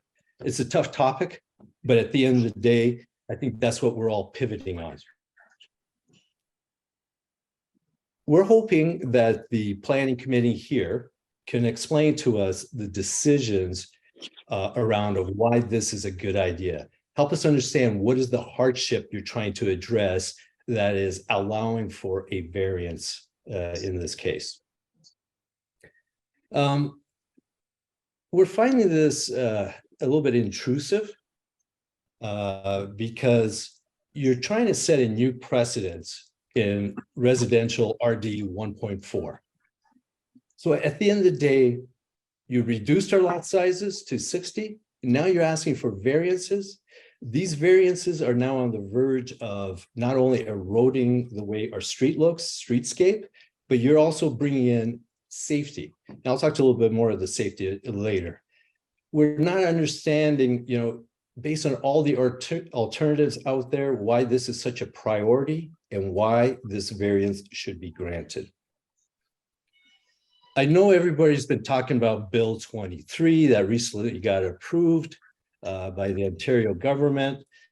Just for transparency, I work for a large financial institution in regulatory and compliance. So I've been reading about this day and night based on a lot of bills that have had royal assent. So our question to you is, yes, Bill 23 came to life. Yes, the city took actions to amend what the zoning minimum standards are to accommodate the density. If I'm not mistaken, August 2023, which would be this month, you published what the new zoning widths are. If you reflect on what you've done or mandated, you've actually reduced our lot size by 27% already. And we are getting far away from the original urban design that was mandated by this city. So the message really is, we in RD1 have become compliant with Bill 23, and there should be no reason for a variance. Loosely using the term misinformation, every time we've inquired, why, they say Nova Street, Nova Street. Well, Nova Street is not a baseline. There's no way you can compare a development from 20 years ago to a development that was 60 years ago. You can't squeeze a square peg through a round hole. So it is very hard to achieve this. And you have to come to terms that there's selective areas of the city that are defined in the fashion that we are, and we want to maintain it because that's what we signed up for when we invested in this property. From a transparency perspective, we're asking questions here of protection, right? At the end of the day, city writes bylaws. Our expectation is the city enforces these bylaws. Why is this intentionally being abandoned why is this being abandoned and negatively affecting the long-term residents? Other things we notice is, if you take a look where we got the postage stamp of when we received information, it was really hard for us to even pull this information together based on the lead time that was provided. So lack of transparency, the lack of, providing information time, even providing us information of why the committee decided this is a good idea. All we know is you want to do it. We don't know why or what decision criteria you're aligning to. At the end of the day, yes, we're demanding common sense. We're demanding good faith from the city. And we don't understand why this application, right, which is incomplete. When I say incomplete, we talked about severing of lots to put residential buildings. Well, if that's the case, you should have a complete design of what's happening in this quadrant A. B, if you read the application on section 15, intended use said unknown. It leads to confusion. We can't put the information together, hence our concern. Items that I learned through corporate America is there's different tactics being used here. You're decoupling a significant change into multiple minor variances, and therefore isolating each decision. If you look at it holistically, it really is significant and would not be granted. But by breaking it up to smaller parts, we're in a situation where, hey, looking at it just in that little narrow scope, it seems okay. So we have some concerns about that. The part I'm referring back to here is there are natural hazards associated with high density housing, fire, safety. We go on to, infrastructure loads and demands, and you're introducing this into a community. If I was to use a real world test, you said it's X amount of meters variance. In real world terms, that's the size of a Herbie Kirby. That does not sound like a safe gap between buildings. So we have a concern that this is being proposed with no conditions, hence the question. Oops. Moving on. Excuse me. People's estimate. Sorry about that. So we're acknowledging and understanding that lot severance will not solve the problem at hand. Yes, we know the city has challenges with building so many houses in so many years, but lot severance is not going to solve the problem. You've got other challenges such as skilled trades, interest, affordable housing issues. So we're asking the question, why are you burdening our area by ignoring the zoning codes when it won't even address the initial problems that are at hand for the city? Second point here is on Bill 23. Just like any bills, it's subject to interpretations. Municipalities have different ways of demonstrating compliance. We're concerned with how the city of Windsor might be misaligning the intent of the bill. The bill is really focused on removing government bureaucracy to build houses and or expand city boundaries. It's not really focused on severance of lots. It's picking and choosing which municipalities are actually participating in it. So we're just concerned of how is this criteria coming into play for the decision-making of this variance. Past mistakes of the city, just like any organization, we all make mistakes in life, right? But you've had reports that told you how much housing can be done based on the hectares that are available. You have a whole bunch of Stansik reports and everything else. Not sure how we ended up where we are today, But at the end of the day, this crisis that you're trying to solve, right, can't be attributed, can't be pushed down to the residents when they manifested naturally within the organization. So why are you burdening us with past mistakes? There is an element of government funding that seems to be in play here. Given that our mayor here is named as a super mayor for one of 26 municipal counties, there are quotas that are set forth by the government. If you achieve this, there's funding associated with it. We are hoping that this isn't the reason that you're allowing the variance on this lot. It defies common sense and really goes against the citizens that have been paying taxes. Give you an example. Almost everybody on this neighborhood is here for 20 to 60 years, which is rare, and they stay here because of this environment. I personally paid over $150,000 in taxes, and it should just give you an idea of how dedicated we are and how much we love our neighborhood. We want to remove any comments that says labeling us as not my neighborhood. This is not the same. In reality, our neighborhood is defined by the bylaws, and we're just asking the city to enforce it and no variance to any changes. The only thing the neighborhood truly would accept, that is actually a double lot. If you divide the lot into two lots, what it is naturally made to do, you wouldn't have a complaint, you wouldn't have the people on this call. But what is being proposed is a little bit extreme. As of yesterday, your mayor, our mayor, basically was talking to the community, how he's talking to the community, doing the right things and committing there's equality. So we're just asking for the truth here that based on this variance going forward, we'll have a good idea of what is said versus what is actually taking place behind the scenes.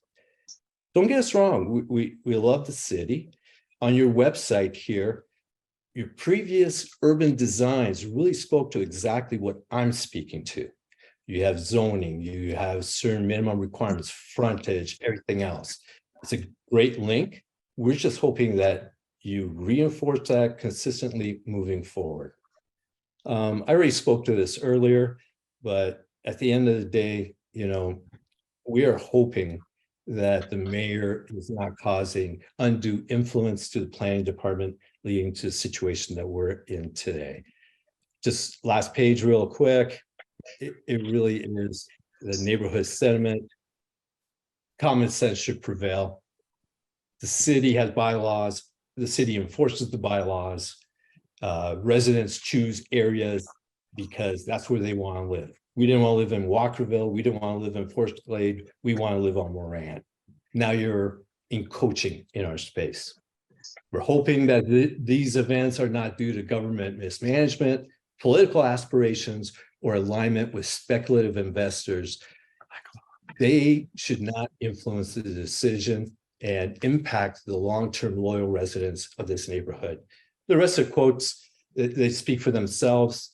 I'll hand over the mic. I know, Tony, you wanted to speak and you're on the clock. You have to leave within 10 minutes.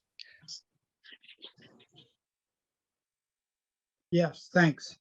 My question to the Committee of Adjustment is, why is this being done on Zoom as opposed to in person?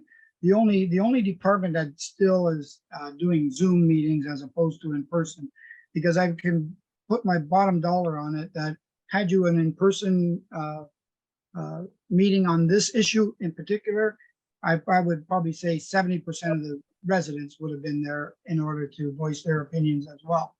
So for whatever reason, the city decided to do this as a way of doing it, and having control and lack of transparency and lack of democracy, I think is abominable. It's terrible. And I just hope that going forward, that you guys really consider going back to in-person so that people have the ability to speak their mind and let you know exactly what's happening. And I agree with Steve, and we sat down and put all this stuff together. It's 100%. We don't want our neighborhood to look different. The way it was set, That's the reason why I bought my house. I'm at 881 Moran, a block away. And the last thing I want to see is something like that happen somewhere else next door or the following area. So I'm adamant. I think it's wrong. I'd put a motion right now to dismiss it. Thank you.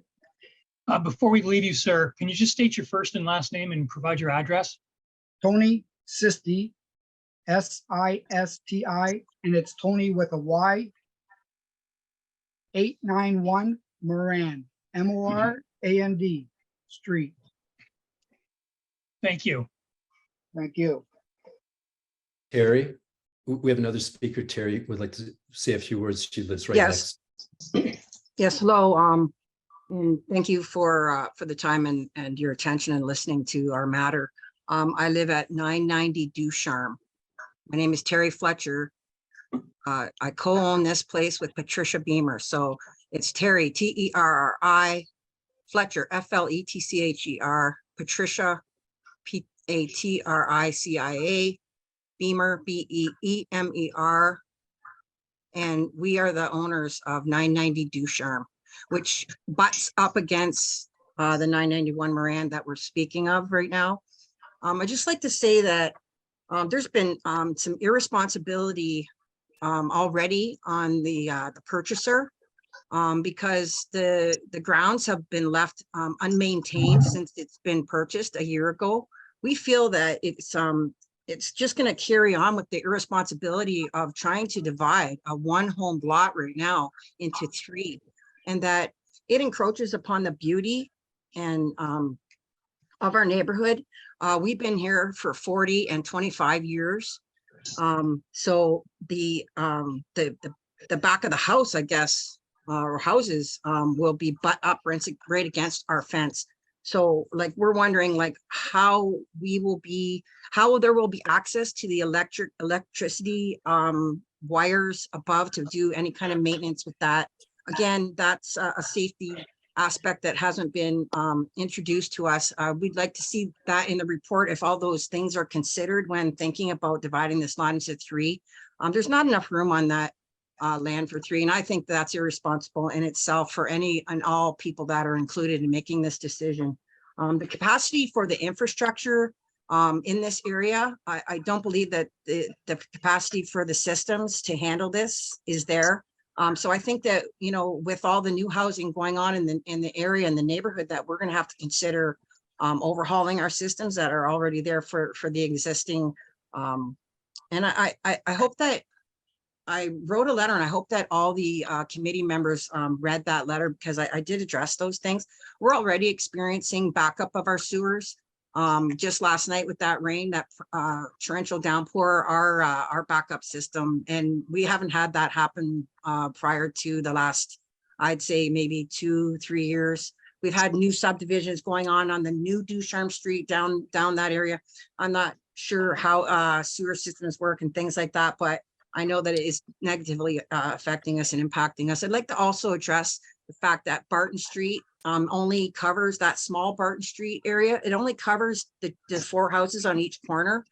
So I'd like to wonder how the committee and the person that wants to purchase it and divide it, how they're going to address any kind of mobility or parking issues, because half of that property from Barton is probably the city's.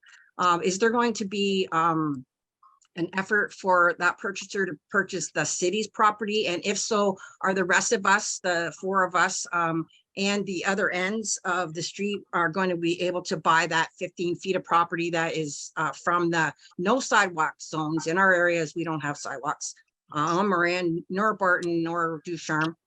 So are those going to be offered up so that the existing owners are going to be able to purchase those? And so the historical perspective, so we're already losing soil in our systems, and that's why we have the erosion of our soils. We've already had to build up some because of the old growth forests and the trees that are there. If people could come out and look at it, and you'd be able to see, that's going to affect our bird populations and our wildlife systems in this area. We just think that we as well do not think that this is a good idea to sever this into 3 lots. That it'll definitely encroach upon more than just our human species, but also thinking about that we've already encroached a lot on the forests and our trees in our neighborhoods within Windsor. And I think that's something that Old Roseland, we really need to take a look at that perspective, because we have those old heritage trees, and we need to look at the historical perspective of this area as well. Thank you very much. Thank you. We have one more speaker, Anne-Marie, who's also a neighbor. Hi, Anne-Marie Toldo, ANNEMARIE, one word. I live at 965 Moran Street, right next door. I'm the only property right next door because 991 is a corner lot. I have several objections. I'm going to limit it to one. The application for all side yard variances create a safety hazard. The fact that there is less than 3 feet limits access to fire and rescue. This safety hazard puts at risk the occupants of the proposed 3 dwellings. It puts at risk my home and my property. That is my major point. If in the event of an emergency, in the event of a tragedy, who's going to be held accountable for allowing this variance of less than 3 feet? Thank you. Thank you. Is there anyone else? Barry's the last one. Very good. Hi, Barry Heening. I'm at 1030 Moran, very near the corner property. Okay, sir, I'm sorry, Mr. Heaney. Can you just try to speak up a little bit? I'm having some difficulty hearing your voice. Yeah, very sorry. Yes, so I'm, as I mentioned, I'm in the area. I'm a 40-year resident here. I'm very aware of a previous application for that property where the request to subdivide was denied, as they said, both by the city planning and also by the OMB.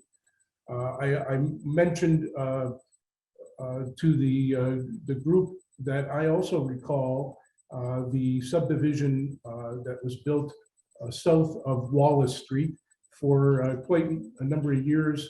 The Wallace Street from 700 block to 1000 block, which was about three blocks of homes were existing, and there was a farmer's field across the way on the south side of the street. And I just want to explain this to make sure that all the committee members can visualize what took place. When the farmer's field was subdivided, the residents of Wallace lobbied the planning department to ensure that the homes directly across the street on Wallace match the lot sizes of the existing on the north side of Wallace. And everything behind the homes on the south side of Wallace were subdivided in smaller lots because that was the nature of the subdivision. However, the planning department did take into account and considered the character of the existing neighborhood on Wallace and matched the homes, the lot sizes across the street to maintain the character of the long-standing neighborhood. And Old Roseland, which consists of Moran, Ducharme, Schofield, and Wallace, is, as they say, 60 years old. And we believe that the lot sizes should be maintained so to keep the character of the neighborhood. The planning department should take that into account. And one more point I'd like to make is we all understand that there's a lot of changes happening with new residents coming in and investment in the homes in the area. I myself have 3 sons who have single family residences in South Windsor, and everybody's aware of the number of homes in South Windsor that are being bought up to be rental units for students. And you can drive through the areas and you can spot the homes because those are the ones that are not maintained. The people, the homeowners or the landowners rent them out. The students don't take any pride in taking care of the lots. So what you're getting is the onus is falling on the existing residents to have to call in to complain. And these situations are no different, where we have a home right next or across the street from 991, where there was a 3-bedroom brick ranch that was purchased. It was subsequently under the guise of a renovation. the whole house was demolished and they left the basement and they called it a renovation. They built a huge home on the lot that towers above anything in the area. And the home juts out about 15 feet past the existing homes. And I can tell you the view of Mr. Bodnar at I guess he's at 990. When you look to west from his property, it resembles the side of the home resembles an industrial building. It's a huge wall that he has to stare at because the planning allowed for this home to be built on a huge on this lot that does not match the character of the neighborhood at all. And now across the street, this gentleman is trying to take a lot that has one home on it, and he's trying to cram 2 other homes in on that lot. I understand that the members of the Committee of Adjustments can't actually go out and visit every single residence, or maybe you don't get a chance to read every single letter. But I wonder if you understand the passion of the people that are speaking up here, because we've lived here long-term. When I bought here 40 years ago, many of the people on the street were the original residents that built here, and they had the same passion. And that's what we're trying to maintain here, is we care about the size of the lots, the look of the neighborhood. And because of all these changes that are happening, we don't believe that these changes that are so drastic to our neighborhood should come at the cost of the existing residents. We don't think it's fair, and we don't think this variance or these plans for 991 match our neighborhood at all. They don't belong. So I appreciate if each of the Committee of Adjustment members take our concerns into account and reject this proposal. I appreciate your time. Thank you. Thank you. Is there anyone else? Yeah, just me. I got real quick. Gatti. My dad was related to Gatti. I'm gonna have to look that up. Okay, so I just want to mention again, because this is really cool what this judge did. Okay, it was concerns regarding proposed property splits and variances. It was in 2005 OJ, Ontario Justice number 2890, and here's what he said. In the introduction of need and hardship, the court in Vincent versus Descasperes introduced the concept of need and hardship into the Section 45 test of the Planning Act in Ontario, stating that a minor variance is not a special privilege that requires the applicant to justify the request. The court disagreed with the idea that a minor variance should be granted solely if there's no demonstrated need or hardship, emphasizing that the committee and the OMB must consider whether the applicant needs the relief or will suffer hardships if the variance is not granted. So you gotta love this judge, right? Because he's trying to put an aspect in there where it's just not done on desires. It's not just turn a neighborhood upside down because somebody just wants to do something for desires.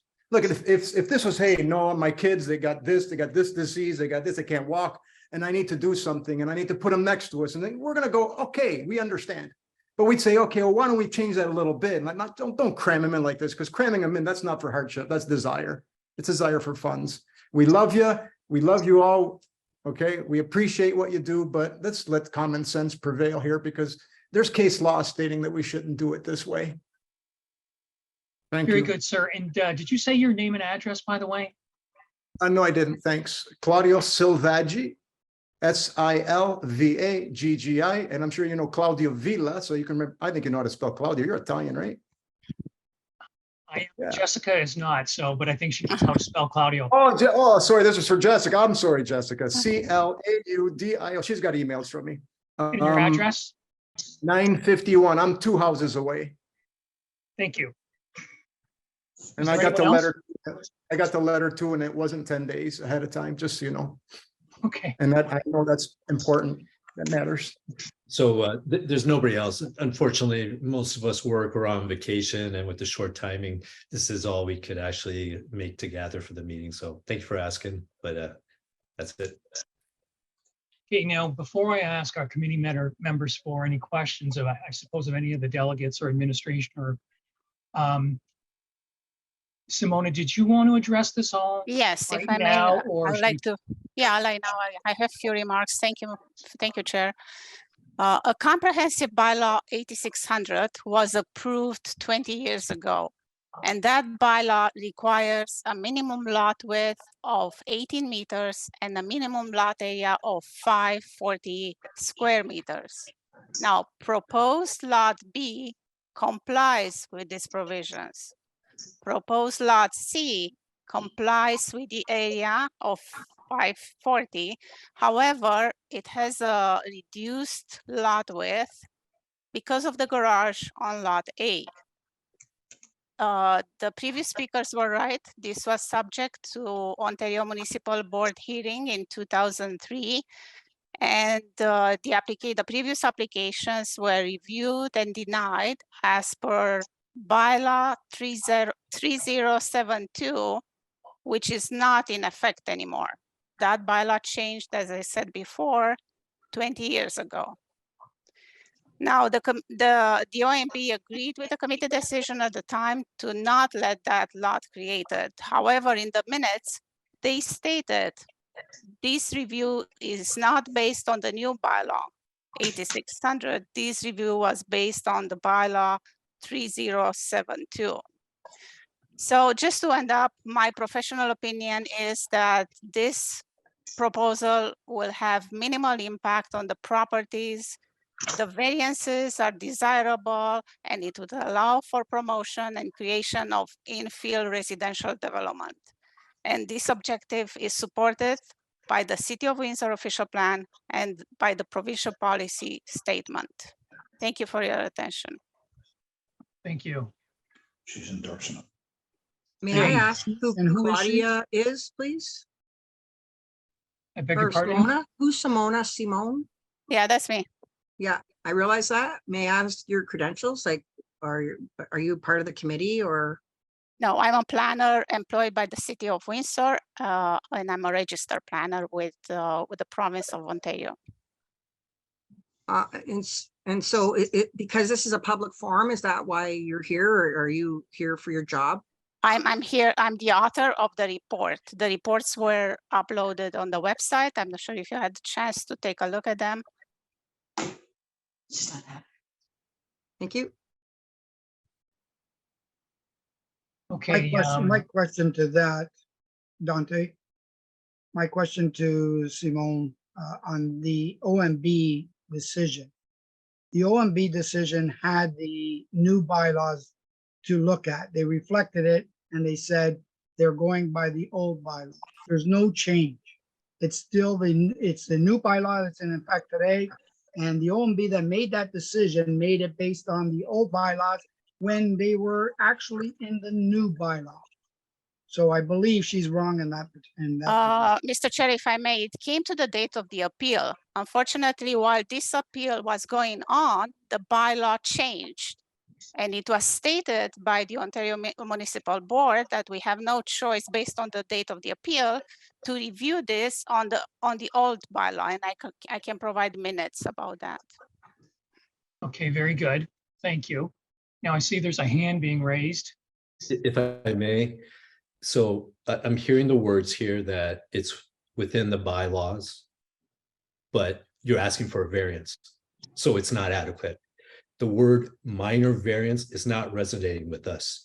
It's used loosely, but it's not in the context of the discussion. So I just want to be very clear that if it's within the bylaws, right, and you don't need a variance, that's a different discussion, right? You're introducing 3 variances. You're calling them minor. They're not. That's right. And we need to ask, what is the hardship? There's case law. It can't be just because we feel like doing it, which is a desire, which makes tax dollars, which makes income. There's case law that says, what's the hardship? We have case law.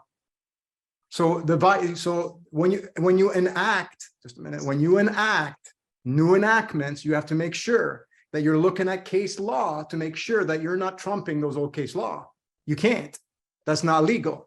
So just by saying bylaw, I get you. You're doing your job. I love you for that. But there's case law saying we got to bring the human element in here. Is it desire or is it hardship? And that's case law. And we're standing upon that because we're trying to take this whole this beautiful neighborhood animals, trees, everything. It's beautiful here. It's like park settings. So whoever's going to own this house next, I want them to have a good time here. Thank you. Emery? Thank you. Okay, Yes, now I- to the committee members, is there any questions to administration? Okay, is there any questions to the applicant?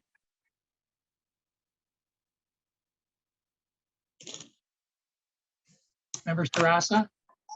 I have a question. I have a sketch. I don't even have a detailed site plan to read the actual numbers. I got good vision, but I can't really make this up. And this is basically Mickey Mouse. It's not really thought out. They're asking for variance on side yards less than 3 feet or approximately 3 feet. It's something that, for me, it's not acceptable. They cite the reason on lot C, the reason why they can't meet the required side yard minimum is because there is a garage. I have experience in construction. That garage could be moved, could be altered. There's a number of things they can do. The same thing on lot A. There's a side yard they proposed with 0.9, which I assume is 0.9 meters. It's approximately 3 feet.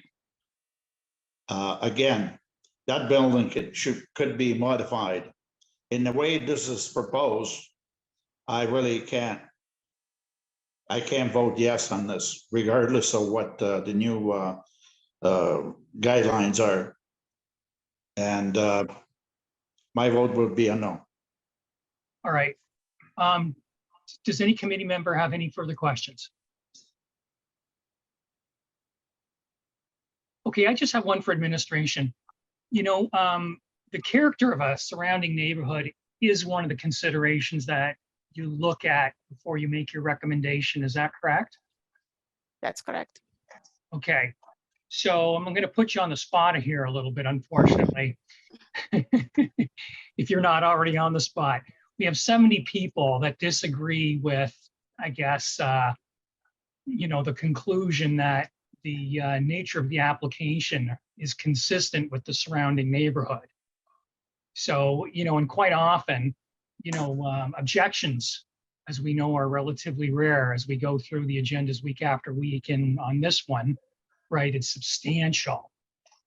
Do you have anything to comment on about that or to say about that? I mean, it seems like there's a strong opinion here that this is not consistent or, you know, it's not in character with the rest of the neighborhood. Thank you for your question, Mr. Chair. Just I'm looking for clarification. So with regards to lot width that's being proposed, and maybe let's talk first about lot B. The lot width for lot B is compliant with the zoning bylaw. Just I need everybody to agree to that. There are no deficiencies for lot B with respect to building height, to lot coverage, to front yard, to rear yard. There are some deficiencies regarding side yards. However, we did ensure that we maintained a total of 2.4 meters between the existing house and the proposed house on lot B, and the 2.4 meters is for fire hazard concern. Okay, so that's required by the Ontario Board of, Ontario Building Code. Anything less than that, they would have to provide an enhanced firewall there and do some additional work. So in my opinion, lot B, as I said, the lot area complies, the lot width complies with the zoning, with the requirement of the zoning bylaw. Now, with regards to the side yards, I looked at some other properties within that block, and some other properties don't have the required 1.8 meters. I actually found few of them that were almost close to the property line. So for me to say I'm not going to recommend of the approval of a reduced side yard when the other houses have it, It seems a little bit unfair to the applicant. Okay, that was lot B. I'm gonna move to lot C. Excuse I- me, just a question. Yeah. You made Just a minute, reference to, just let her finish, please. Go ahead. Okay, so with regards to lot C, the proposed lot width is 17.4. Would I prefer that that be 18? Yes. Unfortunately, there is a garage there, and I would rather have them keep the cars in the garage and keep the garage. But that I guess is the committee's decision if 17.4 is acceptable. Few more points I would like to make. This lot at 991 is not just one lot, it's two lots that are complying, okay? This is the largest property within the block. At any time, if the applicant would like to demolish a little bit the existing house, because right now it's crossing that line between the lots, he would have no problems putting another house there, okay? He wouldn't need planning approvals. He wouldn't need anything, right? However, it doesn't mean that the second house can go there because this is the largest lot within that block, okay? Now, about the 3 lots configuration, I looked at development area. Development area is Holborn, Cabana, 6 concession. And if I go to Morand and 6 concession, they have 3 houses on the corner lots there. If I go to 6 concession and the next one south, Ducharme, there are 3 houses there. Actually, there was an appeal in 2007, and the house was built recently because the neighbors lost that appeal. So this is the area I'm looking at, and I see the 3 lots configuration, and I see the 2 lots configuration just south of these properties. Actually, there are 2 lots, 2 houses, and that's all I have to say. Okay, so Thank you. what are those addresses? You just, there's a few things there that we want some, because when you're saying these, everybody in the whole room's going, there's not 3 there. No, there's no small. Where are those? We don't know where those are. Because we're trying to maintain what we have, and you're making it sound like we don't have that. So just need an address for your reference. Yeah. what address what addresses for all the things you're talking about, like where you said that there is not enough. We got small areas down there where there's already, there's examples of this. If you find one, that doesn't mean it's the whole neighborhood. We don't know how that got proposed, but I got to ask this question. Okay, do you wanna take a look? Did you or fire walk the neighborhood? Yes, I did. Actually, I went there when the Ducharme appeal was in process. It was 1075 Ducharme, I think, yeah. How many years ago was that? No. I'm asking you a question. Did you visit? Just a minute. You asked me about some other properties. I can point Right. to you one right now because I know that had an appeal a few years ago, 1075 Ducharme. Okay, so is there another question now? Yes, we're questioning your statement that the 2 corner houses on Morand and 6 concession, Mhm. like, what did you refer to them as? Those are So- 2 individual large corner lots. The 3 lot configuration, okay? You can find that if you walk on Morand to 6 concession. We do that every day. Yeah. Okay. Yeah, we live here. So the question is, did fire come out? Did somebody actually look to see trees and all this stuff, what things that can catch fire? Because we're very heavily populated. So the question is, because we were told that fire did not review this proposal. We don't know if that's true or not, but we're asking. Did We want to fire- make sure. Very good. Did fire review the proposal? Did it go to fire and rescue? Fire department doesn't review at this time. Okay, Okay, so thank you. all right. So, Can I thank ask you. a question? Can I ask a question? To Simona? Go ahead. When was the last time she was in this area looking at that particular location? Physically there, not over Zoom, not over Google Maps, so that you can see exactly what we're talking about. And I don't know if you're out of Toronto or if you're in Timbuktu, If you're in winter, it's one thing, but that's what I'd like to know. Have you been there to see exactly what they're talking about? Because when you notice the house that's existing there, it is a big lot. Tear it down and put 2 lots there. There's no problem. It won't hurt the system.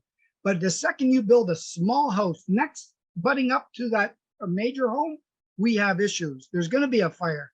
A Herbie Kirby can get through there. And you're saying, well, a side lot doesn't mean anything. We can reinforce it and do all the heating. The fire code still has to be abided by. So they should have been involved looking at, hey, what happens if there is a fire? How do I get to the back of the lot when there's a fire at the back of the house? So Very good. I'd like to interject, Mr. Chair. Beginning of the meeting, I had asked everyone to provide their opinions and their thoughts, but to stick to the property and what's requested on the application, and not to the people involved in the matter, right? So that includes city staff.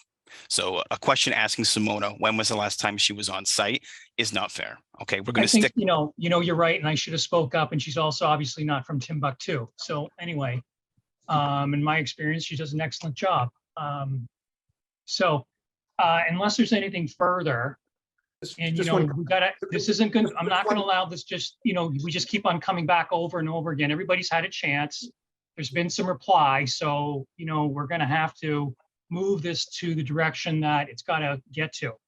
So, Okay. Mr. Heaney, what's your question? Mr. Gotti, I appreciate that you want to keep things moving. I agree about the discourse and talking with respect to people. I don't want to ask Simona in that way. I just want to say that, this is where we live and we have been here for a long time. And I'm not telling her how to visit here or whatever, but I would think if she's making a decision and allowing something, that she should actually physically see the size of things, how it would impact the neighborhood. So I understand she may have many things to look at, but in this particular case, we care greatly that she actually sees how this would be. You're putting a couple homes about the size of a cereal box, like I'm talking about width. You're jamming something in a very narrow lot that does not fit with the neighborhood at all. And I think the previous decision she spoke of with the OMB and how it was rejected, this particular lot was rejected some years ago. I do believe that they took into account the character of the neighborhood. Times have changed and maybe people don't care anymore, but we care. And all those years ago, they took into account the character of the neighborhood and what that lot would do if they built a home on it. So I thank you. I understand Mr. Atkinson and yourself about discourse and proper communication, but I just want to make sure she understands how passionate we are about this, and physically seeing the lots and seeing what that would do to this neighborhood is very important. It's not just about a few millimeters or a few feet here. We're talking about a drastic change in our neighborhood. I thank you for your time. Very good. Just for all of you who address this, I've been on this committee for years, and in my opinion, right, administration does an excellent job and they're thorough on every single application that I've ever had to sit on and listen to. And as far as I'm concerned, I don't see anything that would indicate that anything less was demonstrated on this one. So with that now said, I think that we have to move towards whether or not a motion is going to be made by a committee member. So do I have a motion? Member Sarasa? Excuse me? You didn't give me the chance to talk before the motion. I beg your pardon? You did not give me the chance to talk before your motion. You heard one side. So that's unfair. Okay, who's speaking right now?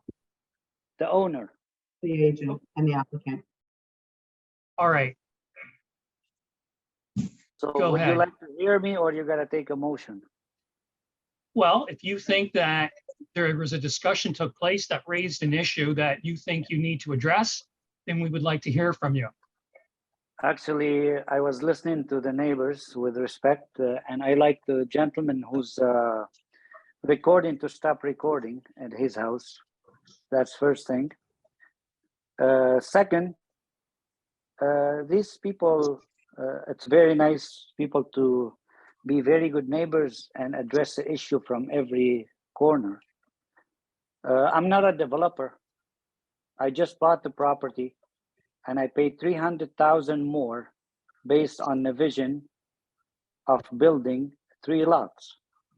I've been struggling with the committee for a year. I've been paying $4,000 mortgage for a year, trying to divide this lot properly and not to make mistakes.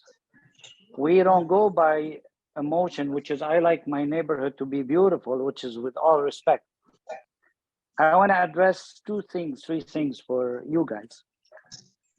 There's nothing I did cross the law here or the bylaws. The minor variance I requested, you give it every day for every person of the city of Windsor. So to grant me 9 feet or 3 feet or 2 feet, the percentage I requested, it's way less than 5% something. Second, for fire hazard, with respect, you allow building with 4 feet in between, and fire department will allow it. I know just nobody knows listening. Fire department will allow it as long you have a firewall. So the space between houses, it can go up to 4 feet between 2 houses, as long you have a fire separation wall. We created here 4 feet, 8 feet minimum, just so feel free from all this. We don't need to ask for this. So even the minor variances, and plus, which is the most important for the neighbors, which is they're gonna be my neighbors. I can put 2 houses, 1,000 square feet on the slab on this property and rent them out. And I don't have to go to nobody. And because I live in a neighbor and I respect my neighbor, and I saw the area and I love the area, all what I asked for, everything to be consistent. Even I asked the size of the house, everything I asked to be with the neighbors. I can go way beyond, turn my back. I don't have to pay $150,000 to bring a sewer to make a lot. I can put a slab and use a sewer and build a house for $150,000 and rent it. If they think I'm a developer, I'm not a developer. I'm just a person who saw opportunity and who looked and checked things out and worked beyond what I got. I got $5, I used $5. I'm not a big developer here. I'm needing opportunity and I got it. And with respect to the neighbors and to the rest, most of all my minor variances, you give it every day, every day. You give it to 1,000 people. You give them even 2 feet. I see it, I read it. And now some of you complaining because we get emotional. Of course, we're people, we get affected by each other. But there's a law and there's a fact and there's a fairness. You give this, you give this. You look at this way, you look at this person this way. You're trying to make a motion even without listening to me. And that was unfair totally. So I can put a slab houses there. Put a slab houses. This gentleman cross street, I don't know who is, he making a mention for maybe $1 million, and I can put him a slab house for $150. I can return to no one.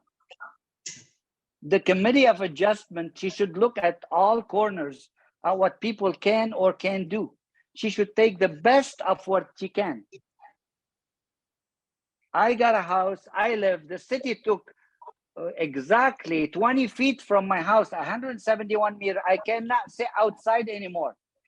I cannot sit outside because the cars go fast. I applied to give me a commercial, they deny me. And now you're telling me I give you this 3 feet or I don't give you. Without doing a decision, please listen carefully to every word I said, please. And thank you for your decision, whatever it is. Thank you. May I have a motion? Member Sarasa? I will motion to deny. Or second? Sorry, I didn't mean to cut you off, sir. Go ahead. I would deny this proposal as it's presented. Is there a second? I have a comment too, though, before I second that. I did view the area. I went there myself. I looked at the neighborhood and I read all the pages and pages of comments I received. And with the neighborhood, I do believe that does not align with the character of the neighborhood. So I do agree, Mr. Sarasa, in denying the application. So you're seconding the motion. Very good. And now is there any further discussion? All in favor of dismissing the motion? I'm sorry. That carries. The application is dismissed. You have a Thank you. 20-day appeal period. Not a problem. Thank you. Thank you. Thanks to everybody, and Have a good day. brother, we would love to if you do something with that property, but if you do it something a little bit nicer, we're with you, man. We're with you. Thank you, everybody. Madam Secretary, is there anything further? If you just have the minutes moved, that would be greatly appreciated. So Jessica, just to clarify again on the, I think the on the decision, it was a motion to dismiss, the approval was to dismiss the motion, but just to clarify, it was to refuse the consent and minor variance applications, just for Yes, and clarity, if the committee could confirm. There was That's items correct. 2 and 3. So if you can identify them individually, like Mr. Atkinson has identified, I need to have the variances first, and then there are 2 consent applications. So, and the word dismissed is going to be added in the minute versus denied. And so he's right, like we just need to identify what's moving forward. Or Jessica, maybe pass like the motion again, just so it's worded properly or clarified, but the committee should also give a reason as part of their refusal. And the committee can come up with that reason on their own, right? Like the Simone's report has reasons for her recommendation, so the committee should provide a reason, however it's worded, for the minutes. For each individual application, please. All right, so we'll go one at a time then. Let's go back over this. So let's begin with the first. The first item is A, 048 for 23, and that was the minor variance. Okay, so member Balsamo, go ahead. Well, is it better to say deny over dismiss? Would that be better for the minutes there? I really don't think it makes a difference, but I could be wrong. So I would use denial or refusal. We use denial or refusal. Member Balsamo, which word do you like better, denial or refusal? This was moved by Mr. Sarasa. Mr. Rossa made the motion. Denial. Denial. For the Very variance, good. Is there a second to that? and then we need, can we have the, Craig, is it okay? Like, obviously it has to be it's a public hearing, it needs to be noted on public record, the reason for the denial. Is you there a asking- committee member that would like to address that? My denial is based on the fact that the 9-meter separation between the 2 buildings, I believe A and C. It is true, but there is a property line that encroaches on property A, which is eventually is going to be deeded to a different person. They're going to put a fence, and that fence will sit on 3 feet side yard. That is my first reason. And I have others, but I'll just list one. Okay, Mr. Sarasa, I hear you, and that's great. The denial for A 4823 is just specifically with respect to the 5 variances. And there's encroachment with respect to them. So we just need to be specific with respect to the denials for each application. Are you asking me? Yes. Okay. Let's go back to it. The same reason on A, it encroaches on B. The 3-foot side yard, it's not acceptable. We go to C, I have the same reason. The garage encroaches on C. And that's something that could possibly modified, demolished, and we don't have this problem. This application comes back forward again. Those are the two main objections. Member Balsamo, do you have anything to add? What Sarasa said, as well as with the neighborhood, the character of the neighborhood, and agreeing with the neighbors and with everything they've said, it does make sense. And that's my 2 cents for that part as well.